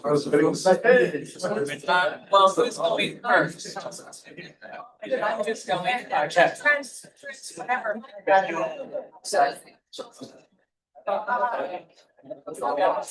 New York. I'll see, New York, yeah. And the New York. I borrow you this, tell me if Is this the house that should be? Yeah.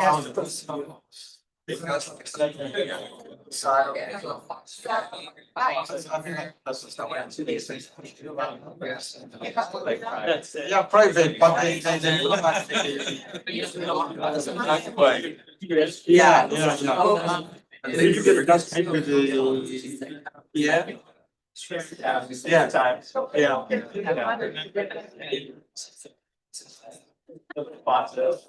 Yeah. someone had. Wait, you just want to do full screen? Yes. So it's the.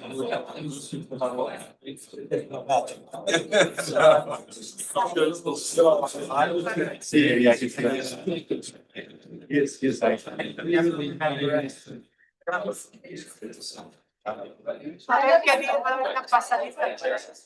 Yeah, yeah.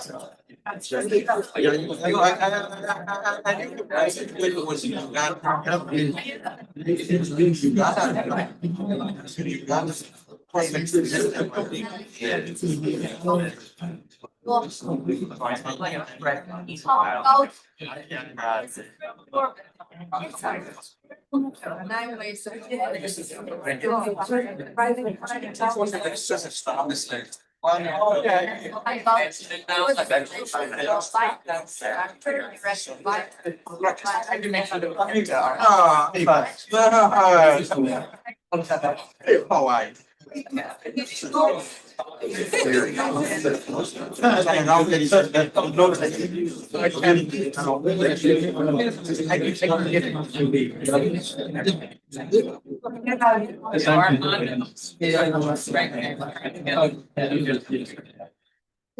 Oh, yeah.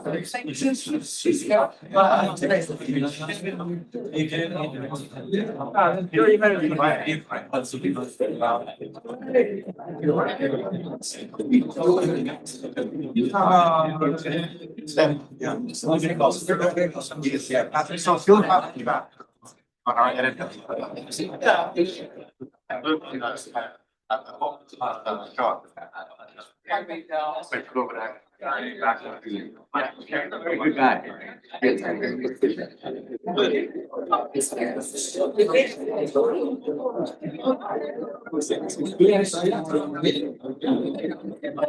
moderating.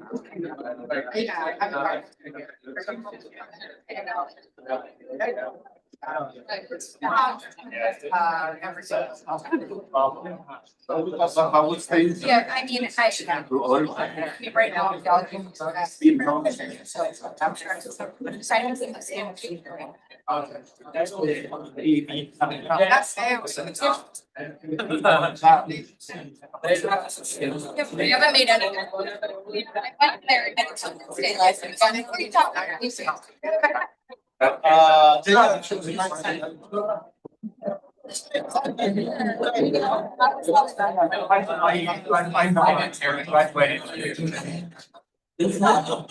So I always gave them. I have not made any decisions.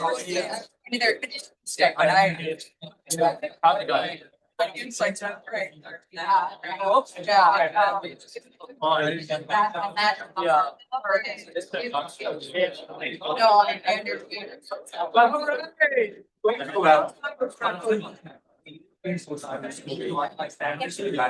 Yeah.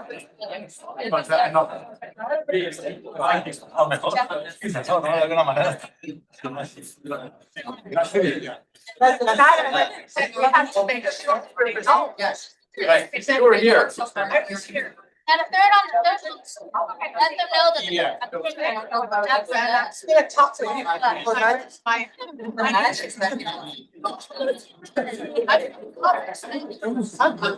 Stella? Yes, but only like, and now we're gonna send. Yeah, everybody know. Okay. Party not corn.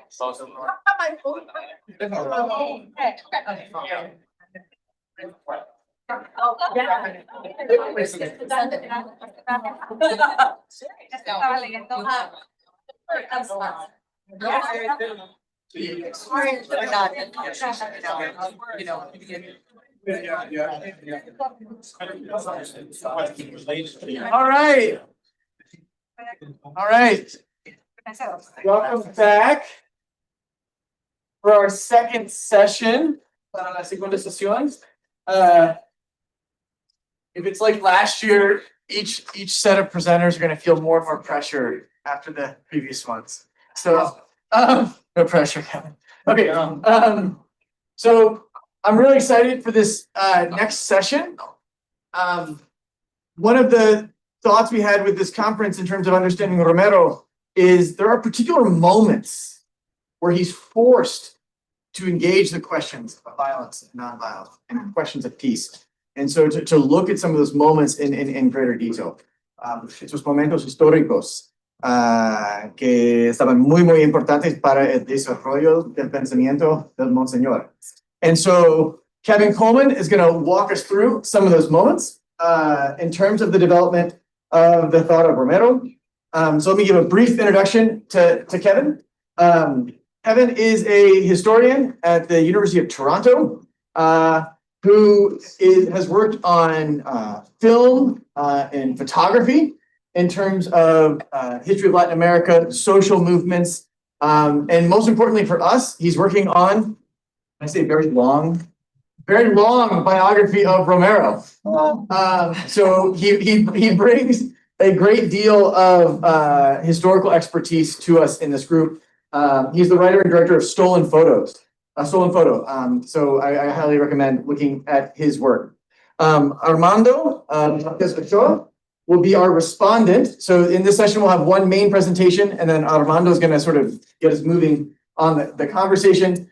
Armando is an international based community leader down in El Salvador, a long-time activist and community member in the based communities in and around San Salvador. He is also the author of 5 libros, Armando, 6? ¿Cuántos? 6. 6 libros sobre Romero. These are really beautiful books that are catecheses for the based communities and others. You can see them out there on display. So I always tell people, en este mundo, las personas que conocen las homilías de Romero, Armando es primero. And so he knows those homilies better than anyone else. And so he'll offer the kind of first response to Kevin's presentation to get us going in our conversation. So with that, I'll hand it over to you, Kevin. So thanks so much, Todd, for organizing this event, and to the other organizers, the members of the working group on violence, Romero and violence, and to Teresa and the others. I think I'll just get right into it. Okay.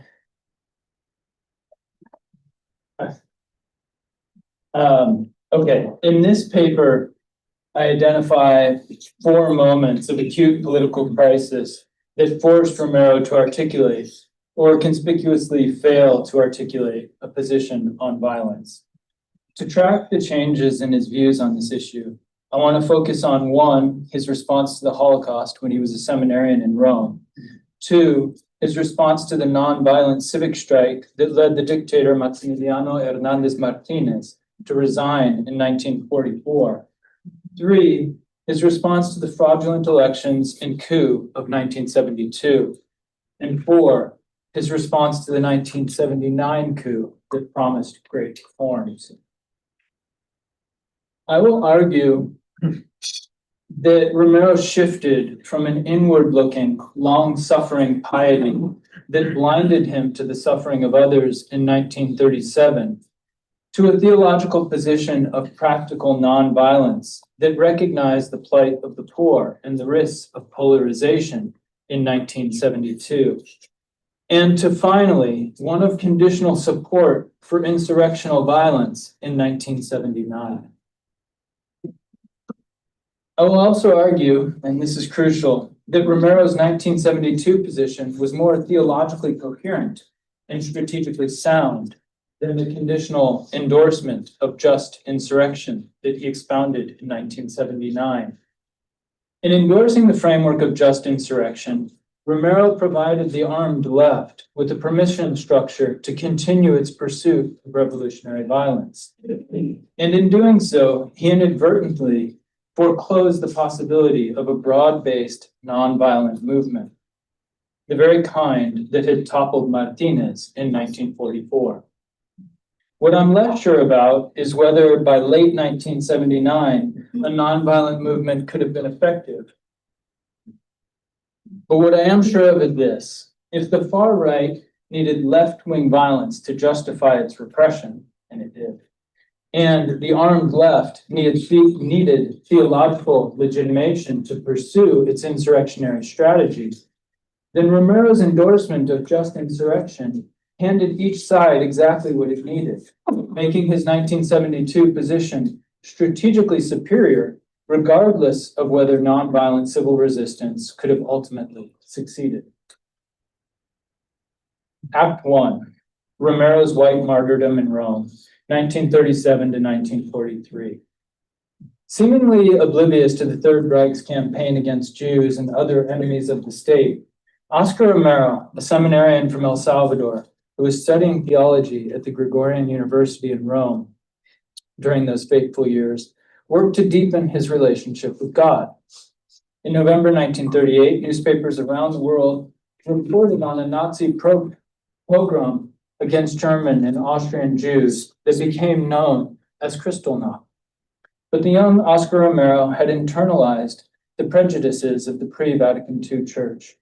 He prayed for peace in abstract terms and seemed unconcerned with the men, women, and children who were being pushed into the gas chambers.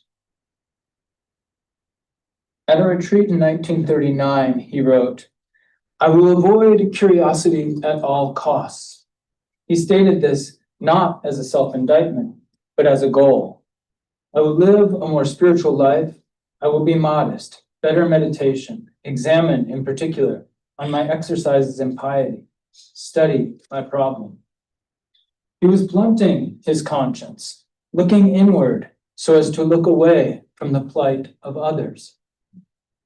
He was becoming like the priest and the Levite in the parable of the Good Samaritan, training himself not to see the injured man that he passed on the road, as he closed himself off from his neighbor, as he trained himself to be less open to the claims that others made upon him and less morally responsive.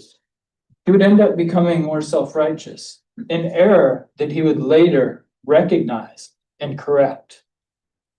Can I ask, are you able to read the font? Yeah, you're one slide ahead of them, so. Looks like you're one side. Thank you.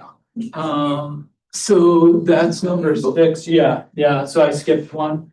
There we go. It was up Okay. for a bit. Okay. All right.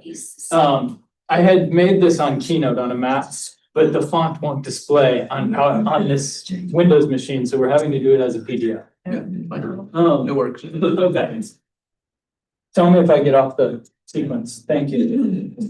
The season of Lent, he wrote in his Rome diary in 1940, is to take up the cross with Christ, to be resurrected with Christ. He added, "Let's not fail to prepare and misunderstand these mysteries, as happened to the Jews," end quote. Thus folding Jewish suffering into a lesson for Christian preparation, with no apparent reckoning with what was actually happening to Jewish people. 2 years later, he wrote in his diary, "Saturday, my glorious Saturday, the day that the Lord has made, my ideal was crowned among the Paschal hallelujahs. I am now a priest." Oscar, now Father Romero, was genuinely happy in Rome. He saw the food shortages and other difficulties of the war as ways to strengthen his own faith. Wartime Rome was good for his relationship with Jesus. He wanted to become holy, pure, strong, He went to concerts, attended lectures on the moral theology of Thomas Aquinas, and touched snow for the first time. Before leaving Rome to return to El Salvador in February 1943, Father Romero wrote, "We suffer, fortunately." In retrospect, his words appear self-indulgent and willfully blind to the real suffering that Jews were being subjected to in death camps. Act 2, 1944, in the nonviolent civic strike that ousted Martinez. Father Romero returned from Rome in December of 1943. 5 months later, a nonviolent movement of civil disobedience ousted the dictator Maximiliano Hernández Martínez. The church's institutionalism blinded it and Romero to the moral and political significance of what had just happened. Let me see if I've got the right slide here. Is that 9? Yeah. On August 12th, 1944, El Chaparrastique, the diocesan newspaper of San Miguel, published the young Father Romero's reflections on the feast of the Divino Salvador del Mundo. En estos momentos de democracia, la auscultación del pueblo es fundamental y las fiestas agustinas son un micrófono de esa voz. El pueblo salvadoreño es un pueblo católico. Oigámoslo. I'm interested in that word that he chose, auscultación, to auscultate in English, a medical term meaning to examine a patient by listening to sounds from the heart, lungs, or other organs using a stethoscope. The patient that needed to be listened to was the people. The mechanism for hearing them, according to Father Romero, was a microphone held up during these August feasts. But here's the twist in his logic.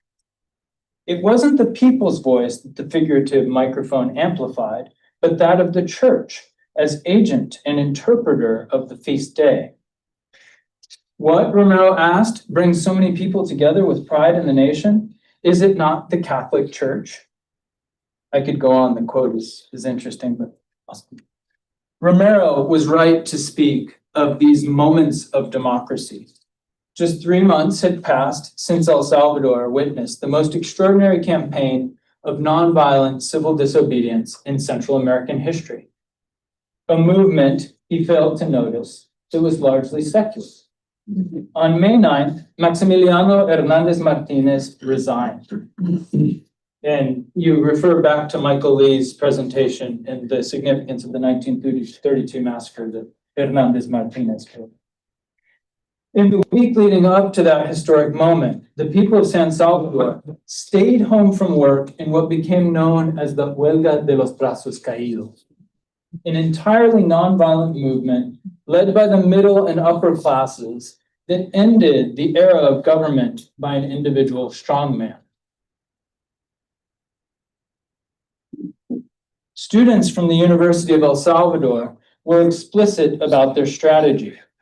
Quote, by means of a general passive resistance, they use the all caps, and by means of, on one of their flyers began, a systematic and massive organized passive opposition, and by means of strikes, great tyrants fall. They continued, in all caps, let no one give the government any cooperation.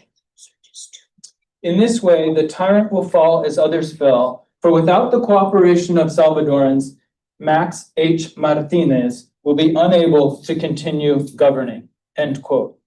The students called it a sacred national crusade and enjoined nurses, doctors, lawyers, engineers, and employees, and as well as the patriotic and brave market women to join the cause. On May 7th, police killed Jose Wright, a boy who happened to also be a US citizen, near the house of one of Martinez's party bosses. Rumors circulated that the US would intervene, and crowds began to fill the streets of San Salvador, shouting, "We want liberty, death to the tyrant." According to one source, quote, during that afternoon, more than 40,000 of us congregated in front of the palace in the hope of Martinez's resignation. And by this time, even the priests had joined the strike. There was not one single church opened throughout San Salvador, end quote. That evening, the president of the Legislative Assembly and Archbishop Chavez y Gonzalez reportedly went to Martinez and asked him to resign.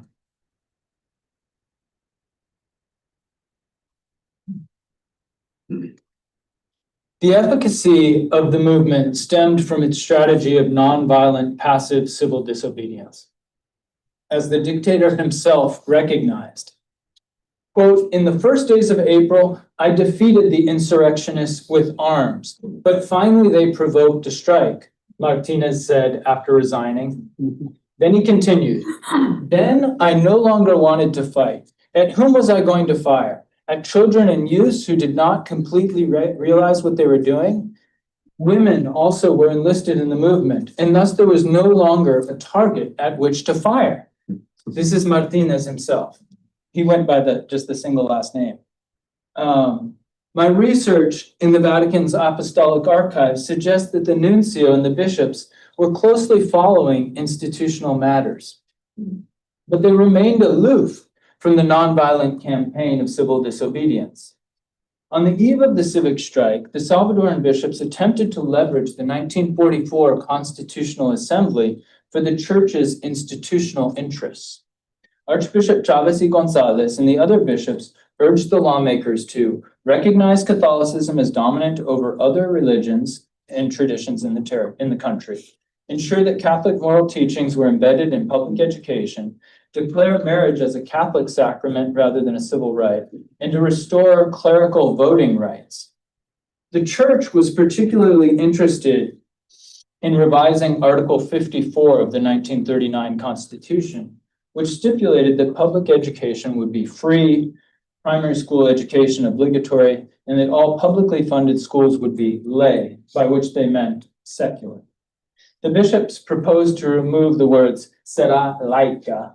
Protestants, meanwhile, actively opposed the Catholic Church's lobbying. One newspaper reported, "The evangelical church asked that certain articles of the Constitution not be reformed." In the end, Martinez vetoed the amendments that the bishops had proposed. And the papal nuncio wasn't surprised and saw it as, quote, "one more proof of the anti-Catholic sentiments of General Martinez and of his strict adherence to Masonic logic," end quote. And that was true. The dude was really out there. The Constituent Assembly then voted for Martinez, voted that Martinez would continue in power through 1949.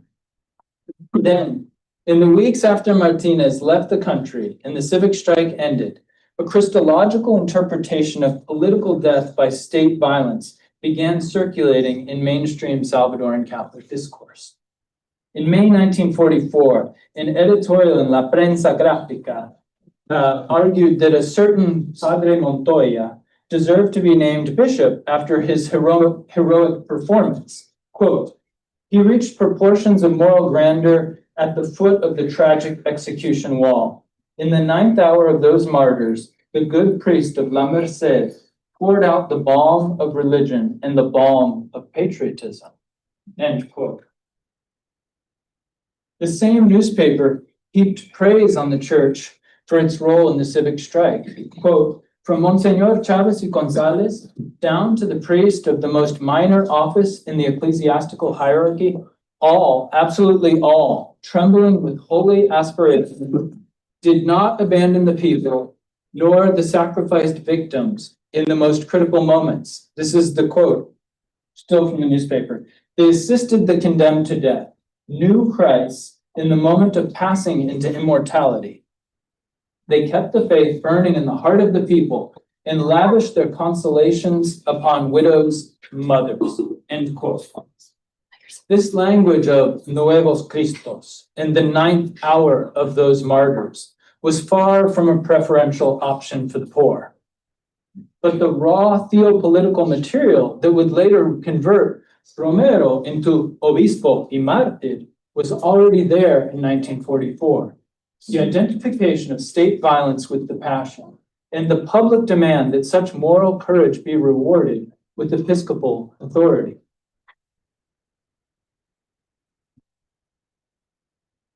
My exploration of the Nunciature's documents on the pivotal events of 1944 reveals that the nuncio and the Salvadoran bishops were closely tracking the constitutional battles and the political upheavals, but they were recording little of the nonviolent strike.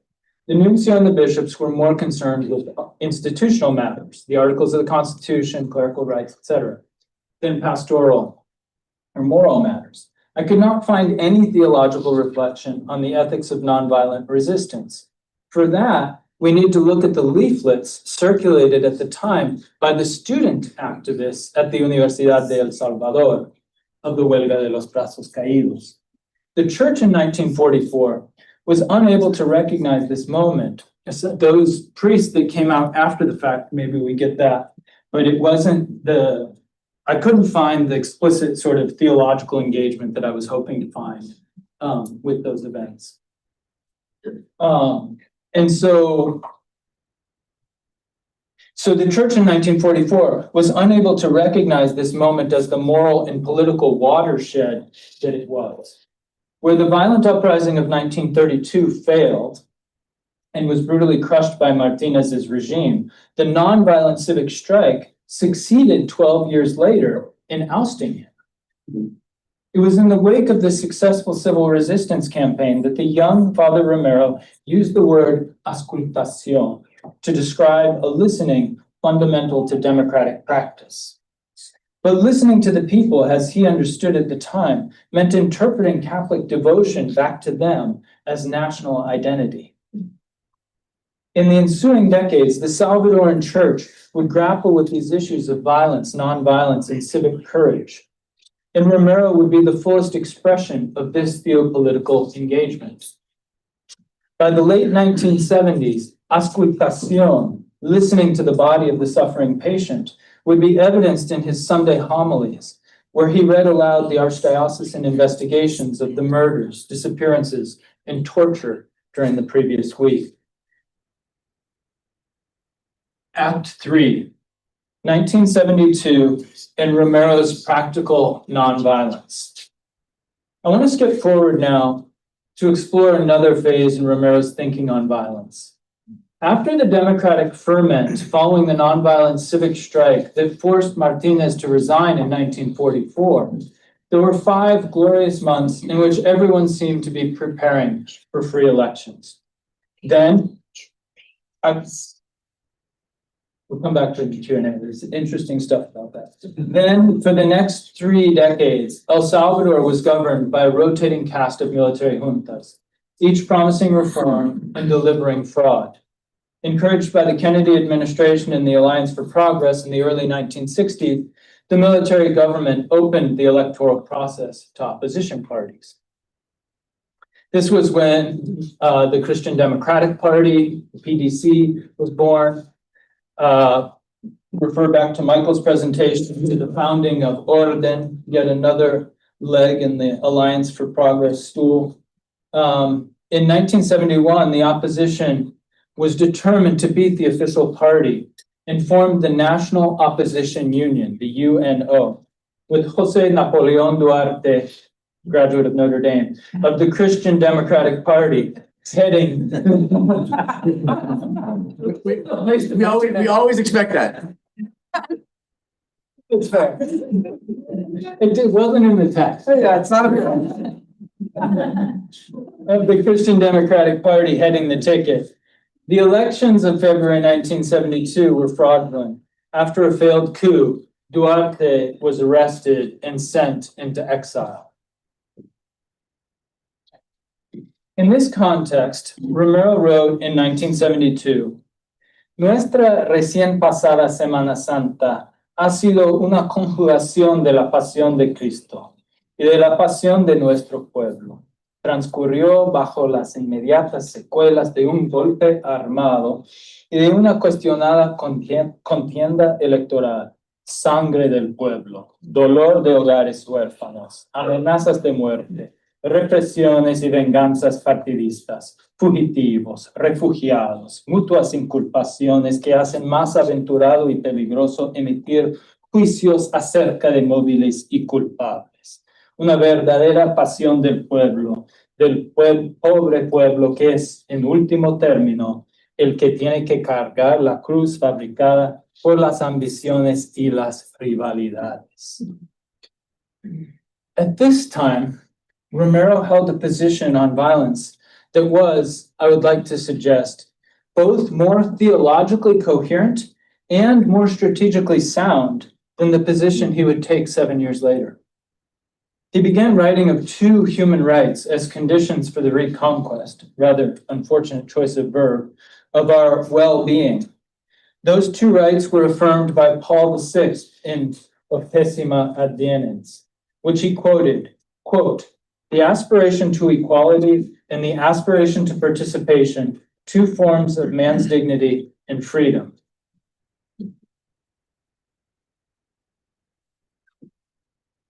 No es infundiendo terror ni discriminando como se construye la paz, Romero wrote in Orientación in 1972, sino estructurando la vida nacional para una igualdad más justa de todos los hijos de la patria y abriendo cauces más amplios y eficaces para la participación y la colaboración de todos los salvadoreños de verdad y no fingidamente, que de verdad y no fingidamente quieren trabajar por el bien de la nación. A week later, he underscored the message in an editorial he titled, "Somos hermanos, we are brothers," capturing the fundamental dynamic propelling the country toward civil war. He quoted from Paul VI's letter to the people of Ireland on St. Patrick's Day, 1972, just 6 weeks after Bloody Sunday, when British soldiers shot 26 unarmed civil rights marchers, killing 14 in Derry. Violence as a solution is illusory, the Pope wrote. Moreover, it's difficult to reconcile violence with the righteousness that it is intent upon claiming or defending, whether this violence comes as a reaction to injustice or as a means of maintaining public order.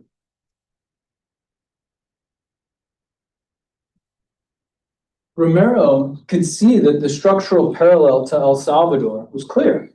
A state was using violence to suppress legitimate demands for political participation, and an armed left was responding to that violence with violence of its own. Romero wanted to break the cycle of accelerating polarization. As the revolutionary left began carrying out targeted kidnappings of oligarchs and bank robberies and other stuff, terrorism, whatever, he invited los civiles a ver en los salvadoreños uniformados también a los hijos de la patria. And as the military refused to give up political power, committing blatant fraud while promising inadequate reforms and firing on university students who dreamt of a more equal society, Romero implored los salvadoreños. Did I make the same quote twice? No.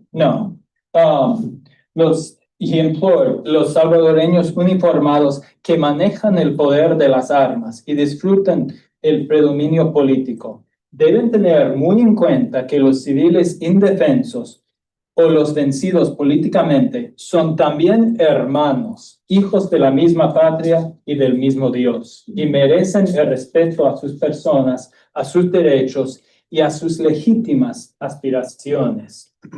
Even before the coup of 1972, he argued that true peace is the fruit of justice, while also warning that the fight for justice cannot be pursued by arms.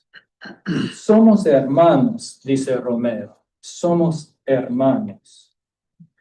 1 month after a violent coup, fraternity is the principle used to reject all classes of violence. Romero's sense of fraternidad nacional thus included both the theological meaning of brothers in Christ, as well as the moral duty to care for those in need. He quoted Paul VI on the obligation to remove the obstacles in the path to justice: civil inequity, political and social discrimination, and misunderstanding between individuals and groups.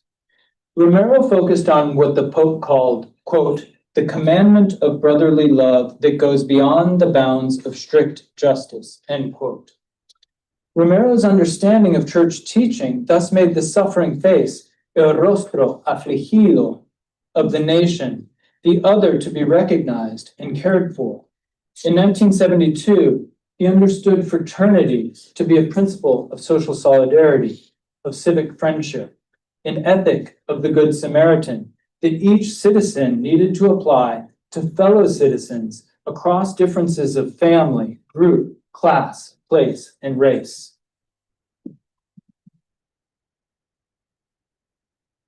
Act 4, the 1979 coup and Romero's traditional support for just insurrection. So let's skip forward to examine yet another coup that forced Romero to take a position on how political change should be pursued. Let's see if this works. Scene 1, the coup and Romero's conditional. Scene 1, yeah. Thank you. The coup and Romero's conditional response. In early October 1979, young military officers who were plotting to overthrow the more senior hardliners consulted with Romero about their planned insurrection. He gave them his prayers and all the moral assistance the church can provide in such delicate matters. 3 days after that, he informed the pushchists that the church would only support a new government if it met 3 conditions, quote, a purge of the army, a proposal for profound structural changes, and the participation of the people and of all opinions in a true democratic opening, end quote. The next day, the US ambassador visited him to suss out where he stood on the impending coup.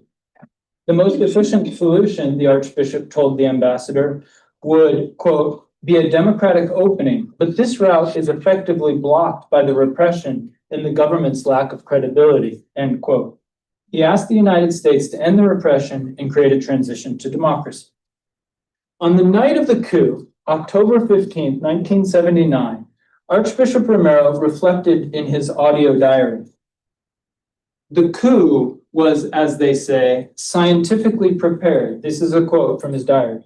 The coup was, as they say, scientifically prepared and executed in such a way that there was no apparent change in the people, life as usual, not one drop of blood except in San Miguel, where there was some opposition from the commander and a bodyguard died or was wounded, end quote.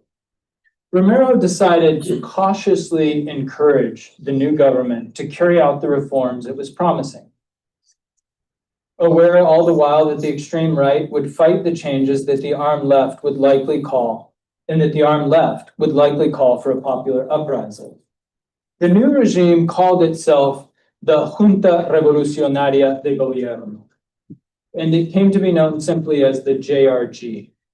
The morning after the coup, the JRG issued a proclamation that systematically attacked the rationale for oligarchic power and laid out a plan for broad structural and political reforms.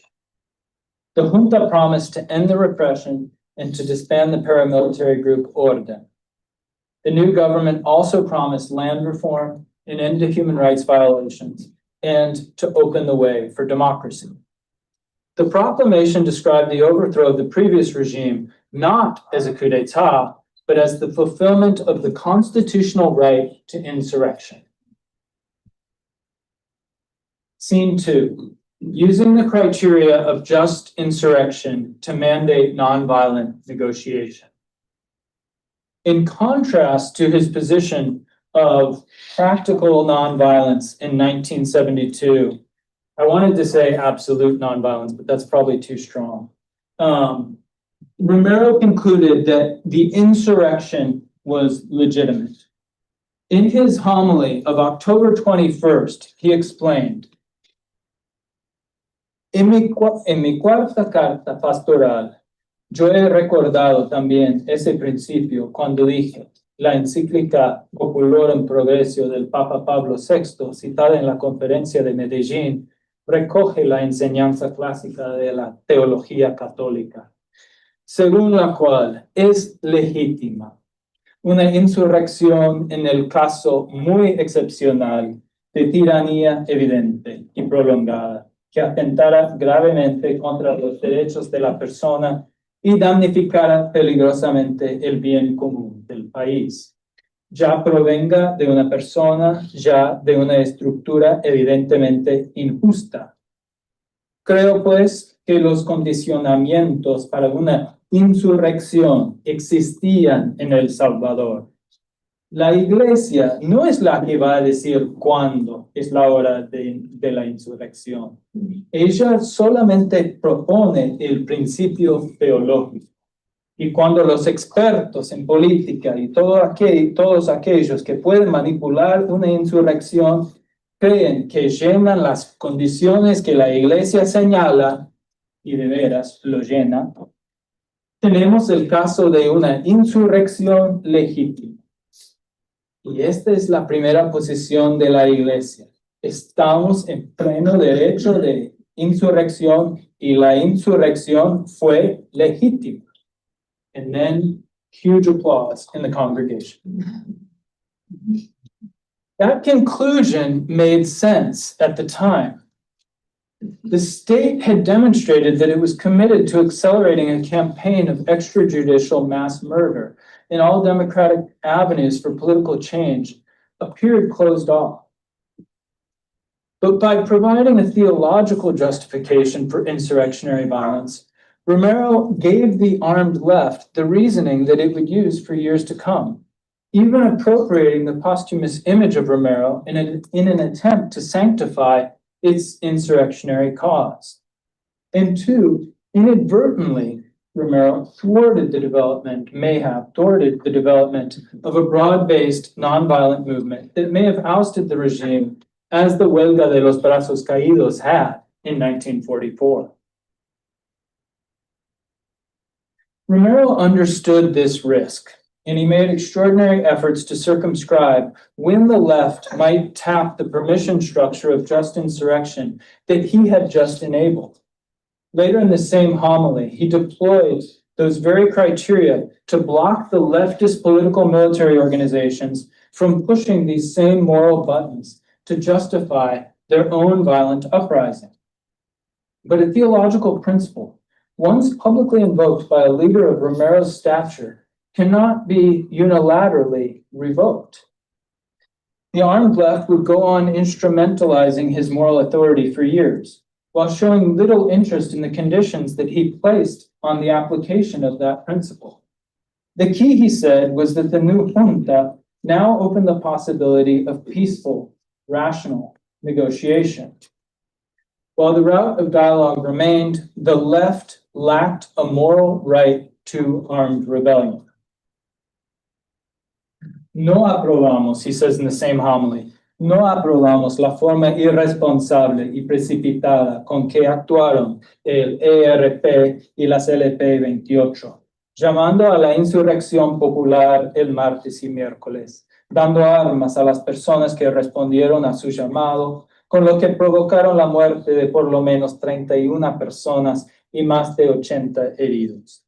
Repito, que la insurrección solo es lícita cuando se han agotado los medios racionales, mientras no nos conste que ya se agotaron todos los medios pacíficos y que estos reclamos justos que acabo de recordar no se realizan, no hay derecho a buscar otras insurrecciones.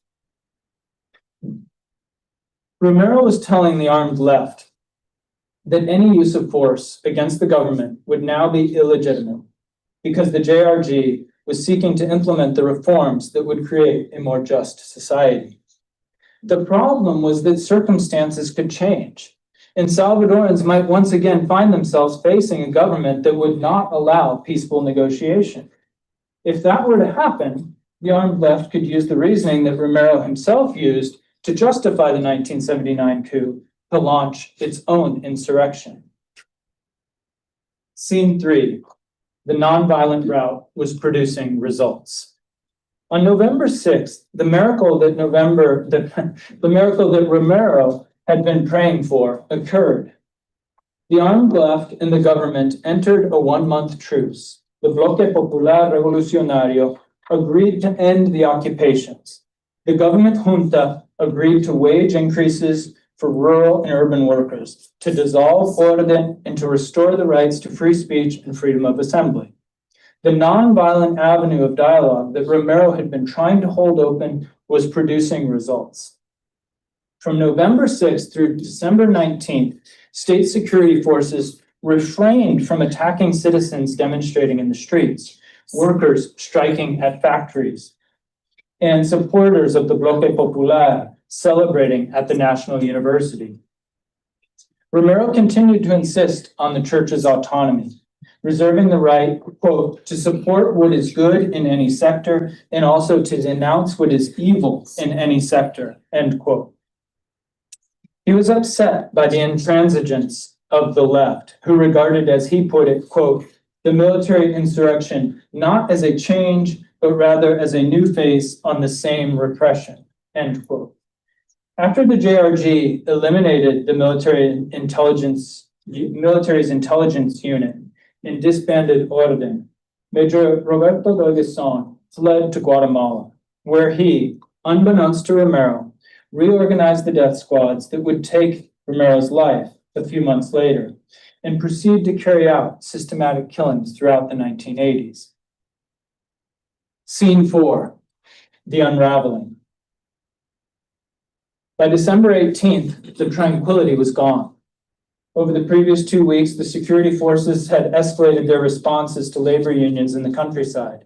Then, when workers in the Berlin farm demanded that they be paid in full for the work they had completed during the first 15 days of the month, state security forces pushed them off the estate, killing at least 2 women, capturing 25 workers, and wounding 5 others.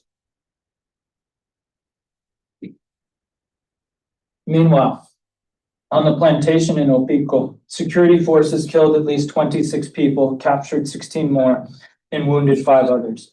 The US ambassador reported that day that the situation had sharply deteriorated with increasing armed confrontations and brutal violence.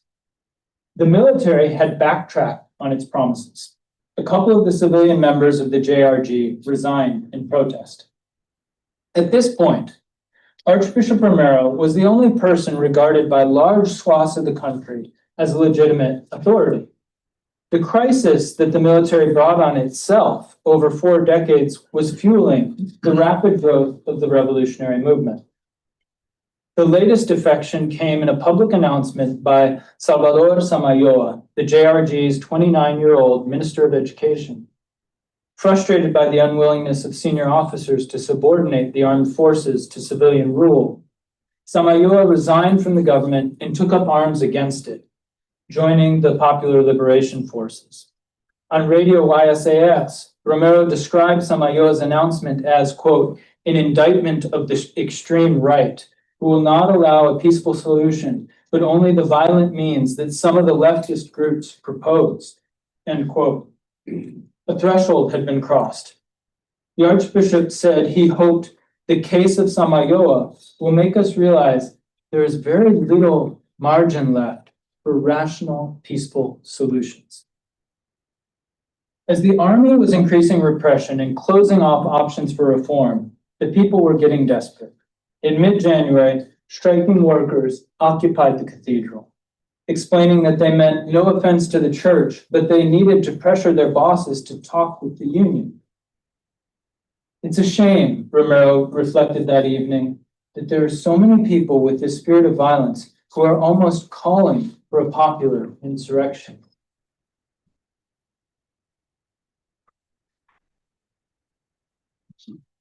In the face of an unarmed, non-cooperative mass movement, the Martinez regime lost legitimacy.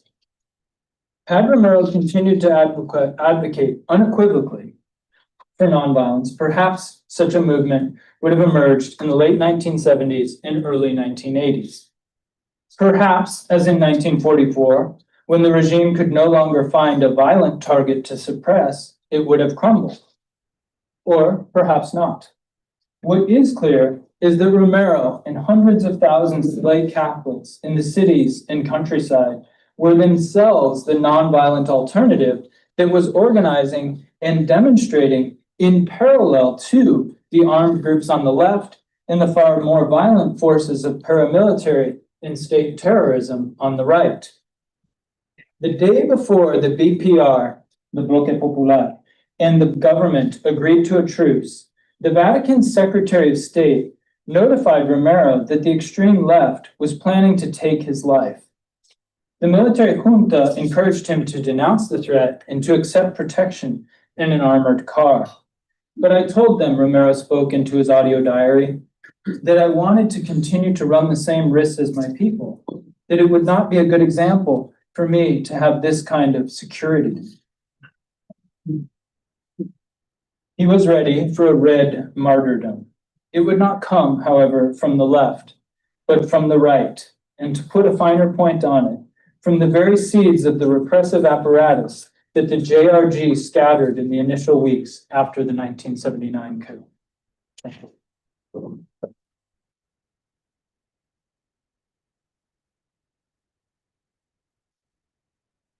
Great, thank you very much. So Armando is gonna get us started with his reflection and response. All right, Armando, gracias. Si me permiten ponerme de pie, siempre he sido profesor de escuela y estoy acostumbrado a hablar de pie y no sentado. Dejo los agradecimientos para el final. Solamente quería añadir a la presentación que hizo mi persona, y anoche me recordaba, le faltaba un elemento. Me decía, es que yo soy abuelo de Gabriel García Márquez. Una de mis hijas contrajo matrimonio hace 3 años. El esposo es de apellido García y mi hija Márquez. Entonces al bebé que tuvieron hay que ponerle Gabriel. El gusto de estar con Gabriel, con el abuelo de Gabriel. Estoy muy contento de estar aquí en esta universidad, pues, donde el padre Robert Pelton, ¿verdad? Por primera vez pidió o hizo una ponencia sobre Monseñor Romero, doctor de la Iglesia. Y en esa petición seguimos, ¿verdad? Pidiendo. Ya logramos la beatificación, la canonización. Esperamos lograr ahora Romero, doctor de la Iglesia. También quiero hacer una breve mención. Ayer celebramos también 46 años del martirio del padre Luis Espinal en Bolivia. 2 días antes de Romero lo asesinan a él en Bolivia, un sacerdote también que luchó por los derechos humanos, los trabajadores, etc. Entonces, creo que también es importante hacer memoria de este marco de lucha. Cuando Todd me dijo que hiciera una respuesta, una reacción a la ponencia de Kevin, pues yo me froté las manos y qué fácil está. Entonces, 10 minutos, ¿verdad? Después fui reflexionando y pensando, recibí la ponencia de... Y dije, esto fue difícil.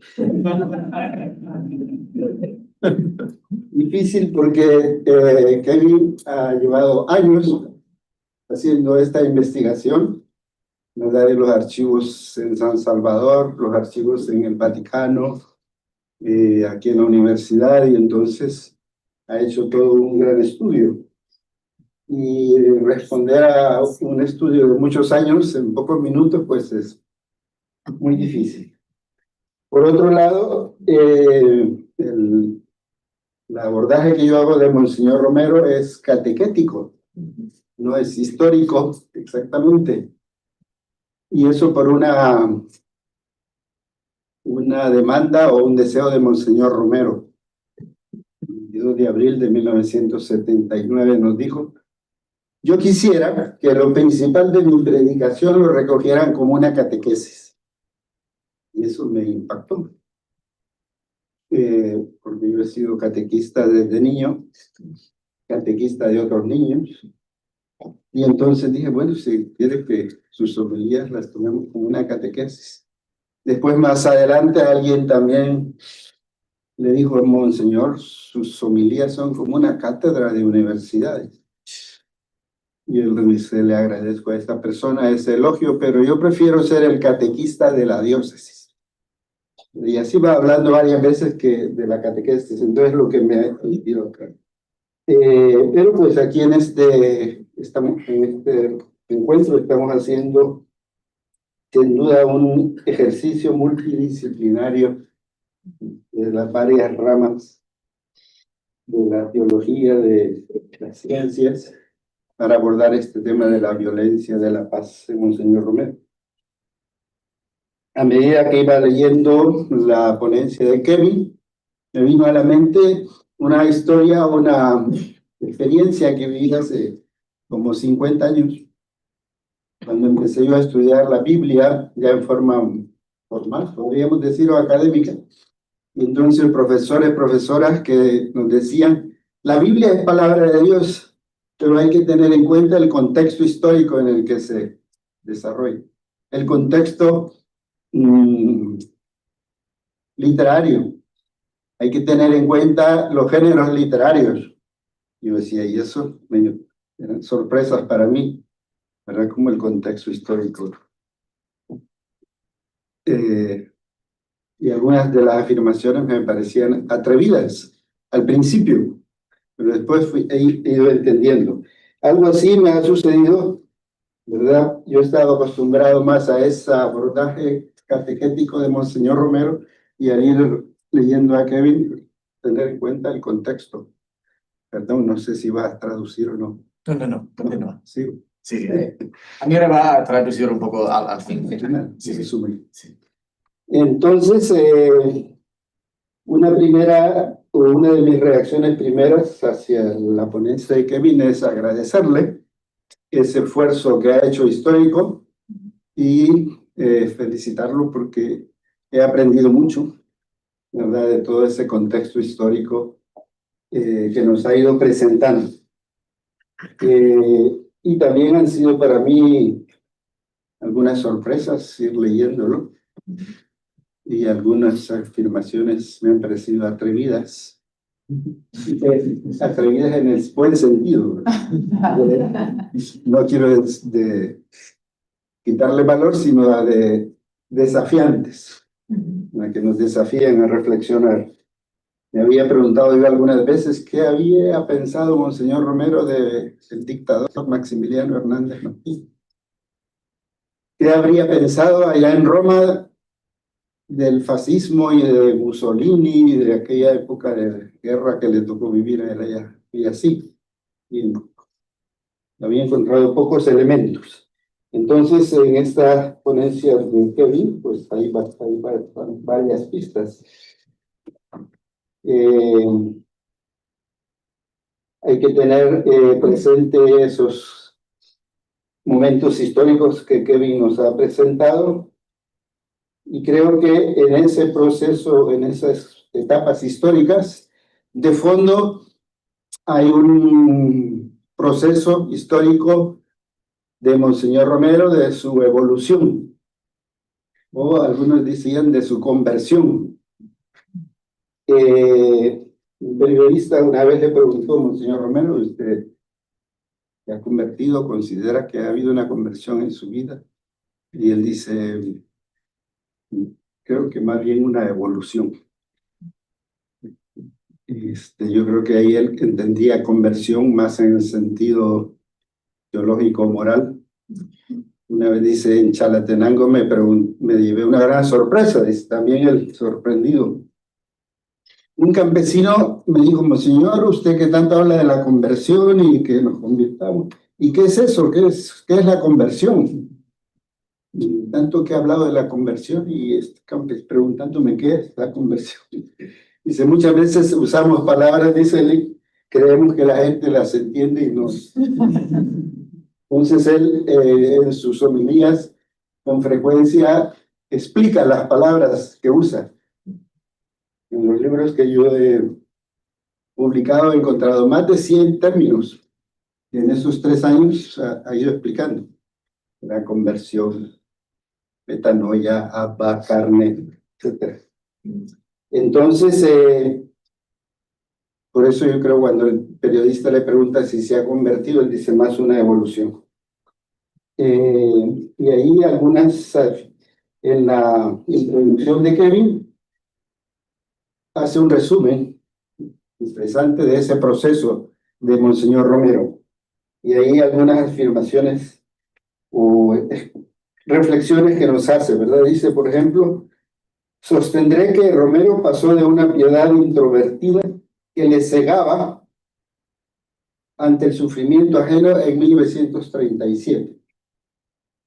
Es una afirmación de cuando yo la vi que le cegaba a ver el sufrimiento ajeno, es atrevido, pero también nos lleva a reflexionar y a ver si cómo vio ese contexto de Monseñor Romero en la guerra. Ya en el desarrollo, pues nos ha ido presentando algunos elementos de cómo vivió allá en Roma, los años jóvenes, esa situación, ese contexto que él estaba viviendo. También un segundo momento, dicen,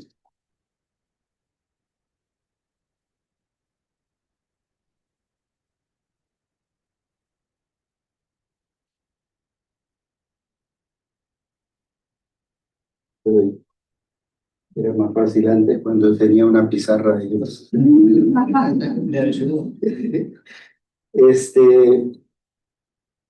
Esa reflexión sobre la postura de Romero en 1972 era más coherente teológicamente y más sólida estratégicamente que el respaldo condicional a la insurrección que expuso en 1979. Y son afirmaciones que nos quedan para reflexionarlas y para repensarlas. Sin duda, con todo el análisis y ese método histórico crítico que Kevin ha seguido, nos motiva, nos desafía a conocer este contexto de Monseñor Romero. Al respaldar el marco de la insurrección justa, Romero proporcionó a la izquierda armada una estructura de permiso para continuar su búsqueda de violencia revolucionaria. Y al hacerlo, sin darse cuenta, que cerró la posibilidad de un movimiento no violento de base amplia, como nos fue explicando cuando derrocaron a Martínez con la huelga de brazos caídos.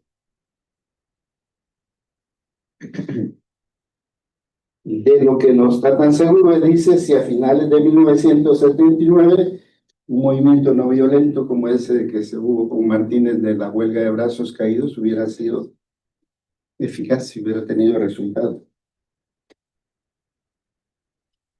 De lo que estoy seguro, dice, es la extrema derecha necesitaba la violencia de la izquierda para justificar su represión. Y la izquierda armada necesitaba una legitimación teológica para llevar a cabo su estrategia insurreccional. Entonces, el respaldo de Romero a la insurrección justa proporciona a cada bando exactamente lo que necesitaba. Lo que hizo que su postura de 1972 fuera estratégicamente superior. Entonces son afirmaciones pues, de ese método histórico crítico que tenemos a la base para ir reflexionando. Ese es muy brevemente mi comentario sobre este excelente estudio histórico crítico de Kevin, que nos desafía a pensar sobre las posturas de Monseñor Romero. Quiero terminar dando las gracias con un, vamos a traducir un poquito. Pues, quería terminar dando las gracias. ¿Quieres hacer el audio? Sí. Lo tienes que hacer ahí. Ah, no, de aquí, ¿no? Ah, sí. Ahí va.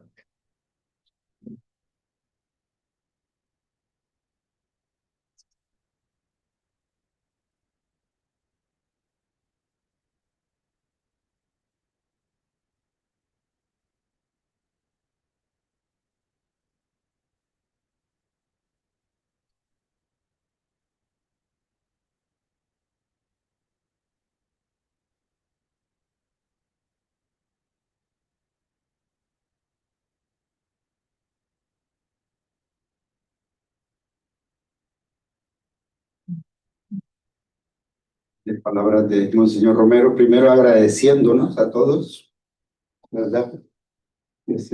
Y segundo, esa mesa de ser fiel, y efectivamente pues lo fue. Creo que nos invita también a nosotros a seguir siendo fieles a esta iglesia. Y también quería dejarles un pequeño recuerdo. Monseñor Romero tenía en su despacho unas postales del Papa Juan Pablo II, que acababa de ser nombrado Papa. El señor Romero estuvo 3 años de arzobispo y en 3 años 3 papas. Pablo VI, que es quien lo nombra y lo recibe una primera visita. Después de Pablo VI, Juan Pablo I y después Juan Pablo II. Entonces tenía ahí sus postales. Y cuando quería a alguien mandarle un saludo o agradecerle, pues, y en cierta ocasión me mandó esta postalita que guardo como mucho cariño, ¿verdad? Dice: estimado hermano Armando, lo felicito por su actitud de servicio a los pobres del pueblo de Dios. Su letra era un poco, decimos allá, de doctor. La oración y el testimonio confiamos en Jesús del Evangelio, que otros hermanos nuestros dejarán su cómoda posición para descubrirlo en los humildes. Encomendémonos mutuamente. Con mi bendición y mi amor pastoral, Oscar Romero, San Salvador, abril de 1979. Es ustedes, yo he sacado unas copias. Ustedes cámbienle aquí el nombre. Querido Todd, querida Teresa, y es el mensaje de Monseñor Romero. Mientras vienen las reacciones, y me ayudas a pasar por su...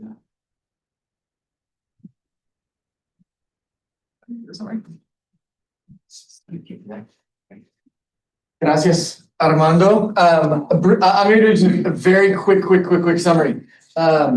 So as Armando noted, Kevin's gave a rather daring atrevida presentation. I think a lot of food for thought, as Armando noted. 3 sort of points that really stuck out to me in terms of what Armando is articulating. Armando, he says his training with Romero is Armando is a catechist, but so is Romero. Romero was the catechist of the diocese. That was the title that Romero himself took up. And so in terms of Armando's own work, his works of catechesis from Romero, that he offers a sufficient of this faith, but in that sort of mode. He also talked about Romero's process of conversions over time, which Romero himself referred to more often as an evolution. So this sort of change over time that Kevin sort of narrated, Armando was saying, this is something that we expect with Romero in terms of this evolution over time. And that he said that Kevin's position really challenges us to think more deeply about this evolution, this conversion, particularly the daring thesis of 1972 being more theologically coherent. And that in 79, we have a sort of the right and the left have this kind of mutual necessity for each other in terms of the increasing violence and the role of Romero's words. He also has this beautiful, to conclude here, this beautiful note that he received in April of 1979 from Romero. So this is a note from Romero to Armando, thanking him, Armando, for his service to the poor, to the people, and for his trust in the gospel and in Jesus. He said that you can feel free to cross out his name and put your own. If you would like to claim that Oscar Romero wrote you a letter. And so there was a lot more in there, but we started the session about 10 minutes late, so we're going to go till about 12:10. So we've got 15 minutes for further conversation, additions in terms of the presentation from Kevin and the response from Armando. So we'll open it up for 15 minutes of conversation. Nelson.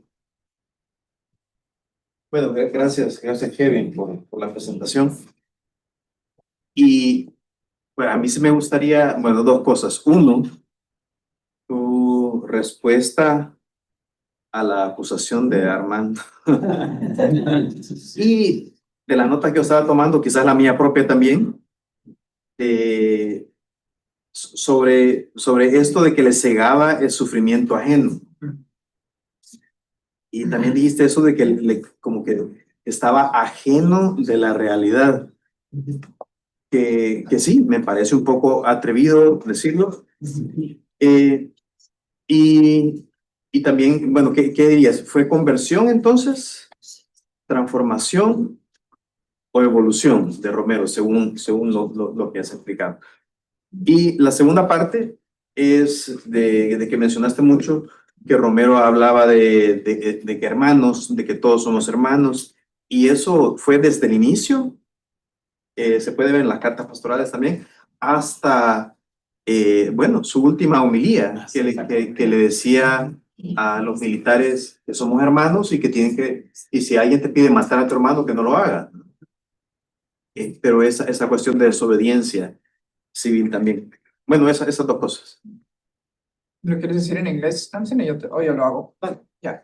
The first question is basically was this claim that Kevin makes about, and that Armando also brought out, was Romero really distanced from reality during during the Holocaust when he's in Rome? Is that true? Kind of this question, and whether or not we can talk about this Romero as a conversion, like the way that Kevin narrated as a conversion, or as an evolution. And then the second question is about this language about brothers and siblings. But of course, we know that the last homily of Romero also made this call towards what Kevin calls the uniformed Salvadorians. And so, can you just sort of talk about that? Should I respond to this question, or should we take a couple? I mean, those are amazing questions and I can answer them, but you guys heard from me a lot. Do you, the other people? Yeah, we could put a few questions on the table and then just track them. So I think. Yes, thank you. Thank you, Kevin. That was amazing. I thought it was very convincing. I really liked kind of the emphasis that you put on 1972. But between Acts 2 and 3, a lot happens, right? And I'm wondering if you can, I know, and this is maybe well known, right, in his biography, but I'm curious to see how you might place how he's responding to, you know, I mean, I'm just to name a few examples. I mean, what happens in Guatemala, 54, right? The Cuban Revolution, Vietnam, Africa. I mean, there's so much, right? I'm wondering if you can historicize it just a bit more, like why 72, right? Thinking Salvador Allende in Chile, there's so much. So I wonder how he is responding to the Latin Americanization of the church that takes place in the 1960s. You know, again, it's a lot there, and just briefly, we can just kind of just situate that 72 moment as pivotal, right, for the broader Latin American story. Me encantó tu ponencia, en el tiempo que tienes, no sé si puedas hablar un poquito más sobre el contexto de los años 60 para entender mejor por qué en el 72 él hace ese cambio teológico tan importante, ¿no? Pero ponerlo en el contexto de América Latina con tantos eventos que han pasado desde el golpe en Guatemala el 54, la Revolución Cubana, la guerra en Vietnam, Salvador Allende en Chile, etcétera, etcétera, etcétera. Si nos puedes hablar un poquito más sobre por qué el 72 y cómo él se informó del contexto latinoamericano para hacer ese argumento, ¿no? O esa transición teológica. Muchas gracias. Okay, till you went. Yeah, but you have two other people here. Okay, yeah, okay. Let's do it. Delaney and then Michael and then we'll get, Hannah. and then Hannah, and then we'll see how you're feeling. Yeah, I'm thinking about your point, Kevin, and thank you for a great presentation. I really enjoyed it. About, you know, the acceptance of the right to insurrection. Yeah. And I was thinking about what Armando said about Romero as catechist. Because, you know, especially in that point, you could also make the case that he's, you know, teaching Catholic social teaching and popular and progressio. So would you say that this is more of an inaccurate application to the particular circumstances in El Salvador, or an imprudent teaching at that particular moment? So, or would you say that this is a bad application of Romero's own Catholic social teaching, or maybe he just shouldn't have said that in a homily? Thank you. Solo hablo del el derecho de a la insurrección que dijo Kevin y Delaney solo quiere saber, haciendo la conexión con Romero como catequista, este momento es como un mal momento, aplicación fallada a un contexto, o es una falta o sea, mala interpretación de lo que es la doctrina social de la Iglesia.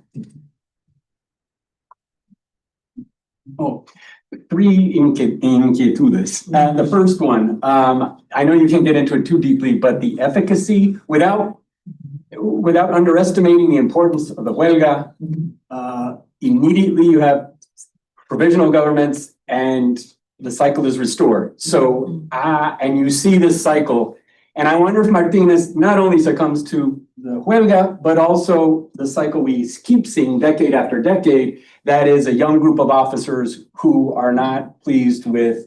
So I want to know more about the efficacy you see in this, because to translate that, there's already problems translating it decades later, but also there's no evidence of a just government that comes following the huelga. We return to the same problem. That was the first one. The second one is, while it may be clear and it may be consistent, I wonder if you have the political awareness in 72 of Romero before his experiences in Santiago de Maria. I think it's easier to speak abstractly and cleanly and consistently in a way that by 79 he is so immersed and so aware of the ambiguities that maybe that effect of reality is having on him. And then the final one is, you know, having witnessed so much of the right not needing the provocation of the left, but having seen since the moment he became archbishop, murders, assassinations, unprovoked, I don't know that I go along with you there. And the final thing, could the undoing of that junta, actually Romero's strategic error in insisting that Guillermo Garcia be the defense minister. I mean, he let the fox in the henhouse. They were ready to go with a fully reformist military in that junta, and it's Romero who insists on the one who pretty much undoes the entire junta. So I think you're supporting my argument there. But I get it totally, and then I'll hope to respond. Yeah.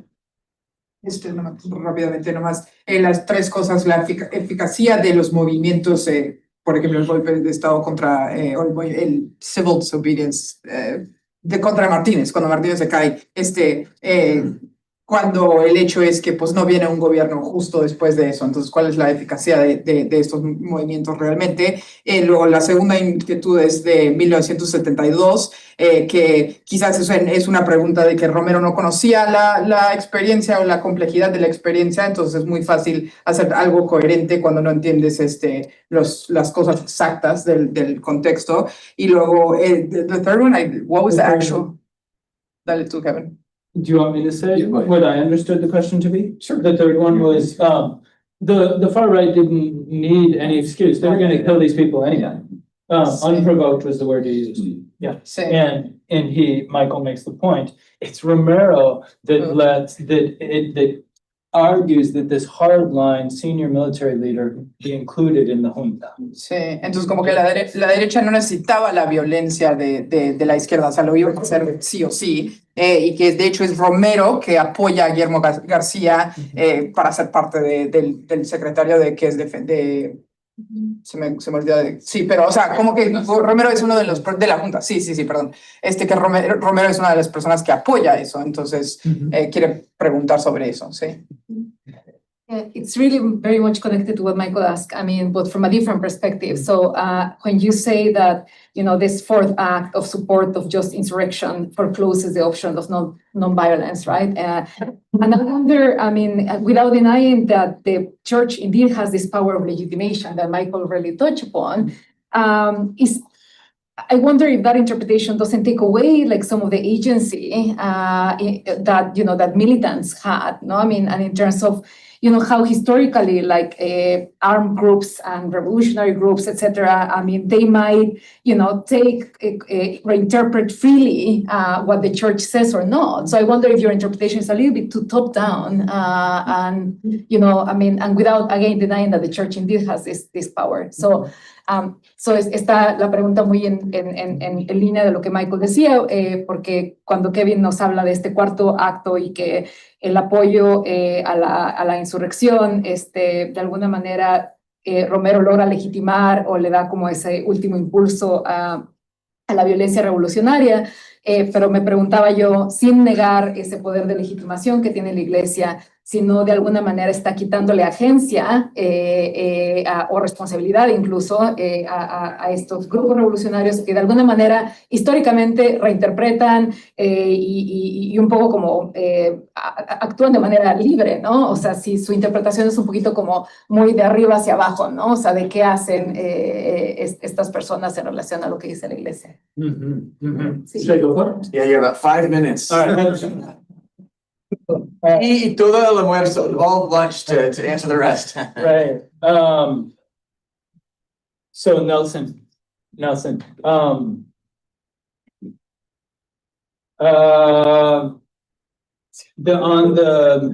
Whether this blinded him to the suffering of others, I think unfortunately the historical record is pretty clear on this.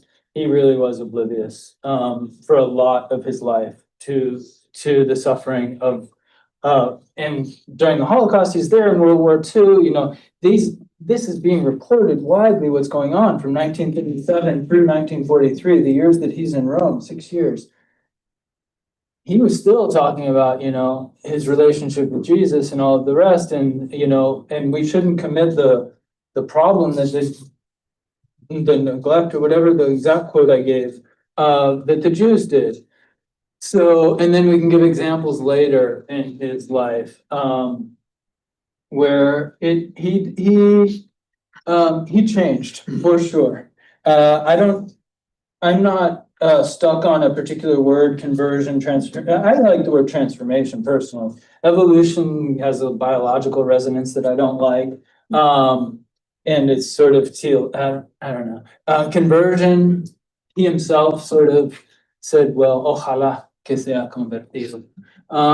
Transformation, I think, works because for me, it's a long period of transformation and it engages precisely with some of the issues Jaime was raising, reading the documents of Vatican II. He's converted partly intellectually, even before Santiago de Maria. He's reading these documents and seeing, he's going on these spiritual retreats. He comes at a point in 63 in his spiritual notebooks. He says he looks back on the rest of his life, this entire priesthood up to that point, 25 years, and said it's nothing but ruins and ruins. Ruinas y ruinas. His entire priesthood up to that point in 63. So he himself recognized that he had missed the boat on a lot of important issues. So I don't actually think it's very atrevido. I think it's just there. Romero said it, that's a pretty good authority for me on that question. And then hermanos, you're absolutely right. He uses this metaphor constantly for the remainder of his life. I just picked that piece from Orientación and then he does it in La Prensa Gráfica because for me, it sort of crystallized his thinking in that moment. I want to move to Jaime's questions though. Jaime, 72, why 72?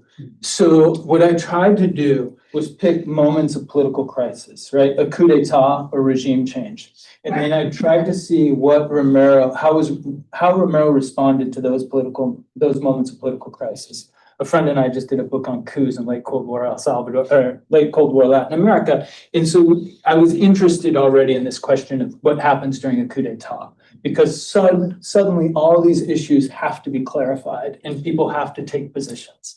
So that's why I chose 72, not because it's a moment of Romero's personal conversion, but it's a moment in which he makes his views explicit on a coup d'etat. And here he comes out against it.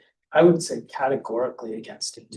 On 54 in Guatemala, Matthew has a great chapter in the Catholic Social Teaching book that Todd edited on Romero. He celebrates the overthrow of Arbenz in 54. Yeah, anti-communism is his thing, and down with those communists, even though it was a democratically elected government. Let's have an authoritarian state. At least it's not communist. I think I'll skip forward to Delaney, maybe. Delaney. I don't think it was I don't think it was imprudent. I don't think it was an inaccurate application of the right to insurrection. I do wonder if the right to insurrection as part of Catholic social teaching wasn't a problem for him. He had to accept it as Catholic social teaching. And in having to accept it, he applied it to that situation. That situation was impossible. And no human being could have survived that. He was damned if he did and damned if he didn't.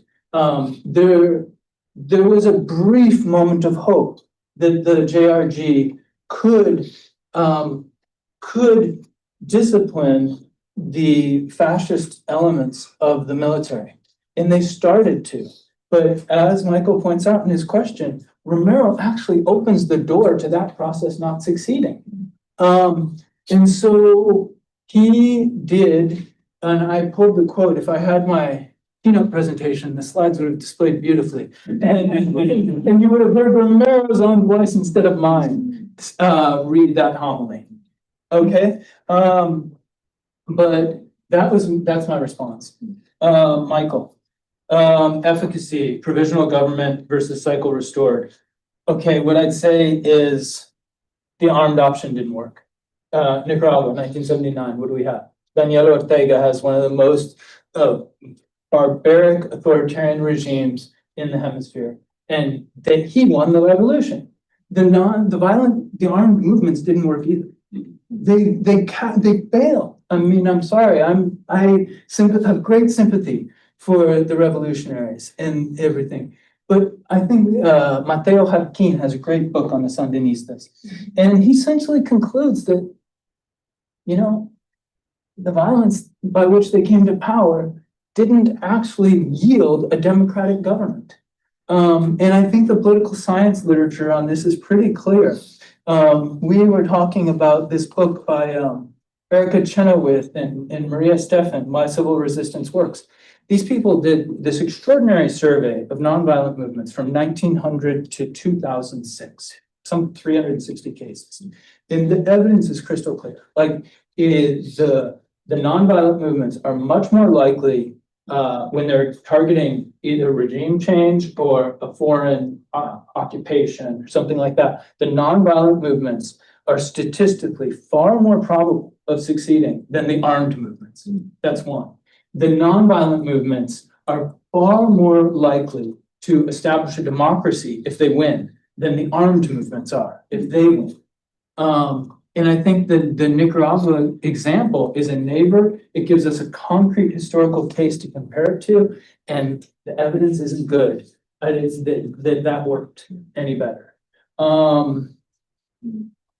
72, I totally take your point. Like, yeah, he's speaking abstractly, cleanly, but after Santiago de Maria, after being promoted or elevated up to archbishop, he has far more responsibility. And that's why sort of I responded to Elaine saying he was in this impossible situation. There's no doubt. He could, and I mean, the regime that takes power in 72 is brutal. They're fraudulent, etc. So the regime that takes power in 79, there's this moment of hope, and it's real. Like the number of crackdowns on people demonstrating just for like 5 weeks. And so his hope was, it was earned. Gema. Right. So support for just insurrection legitimizes agency, legitimizes the coup, but what does this do to sort of the agency of the leftist groups? I think I'd say two things. One is that Romero's voice mattered a lot in El Salvador at this time, and the military was listening to him, the left was listening to him, the left take up his image, and he's killed. I think this is a big part of the reason he's killed, is his coming out on saying this was a just insurrection. Like, this is intervening in the affairs of state, right? A coup is a violent act by one group of actors against another group of state actors. He came out in favor of one group of the state actors and said, yes, this violence is legitimate. And so the ones that are pushed out, the Roberto Loyvesons and the others, but Guillermo Garcia gets brought back in, they're mad as hell, right? He's trying to purge, cleanse, and there's a word to use, cleanse the military, and it was the right word to use. But they were ready to respond. And so when he then says stop the repression, 5 months later, however many months later, on March 23rd, 1980, that again is telling the military what to do, like disobey the orders to kill your brothers. Yeah. All right.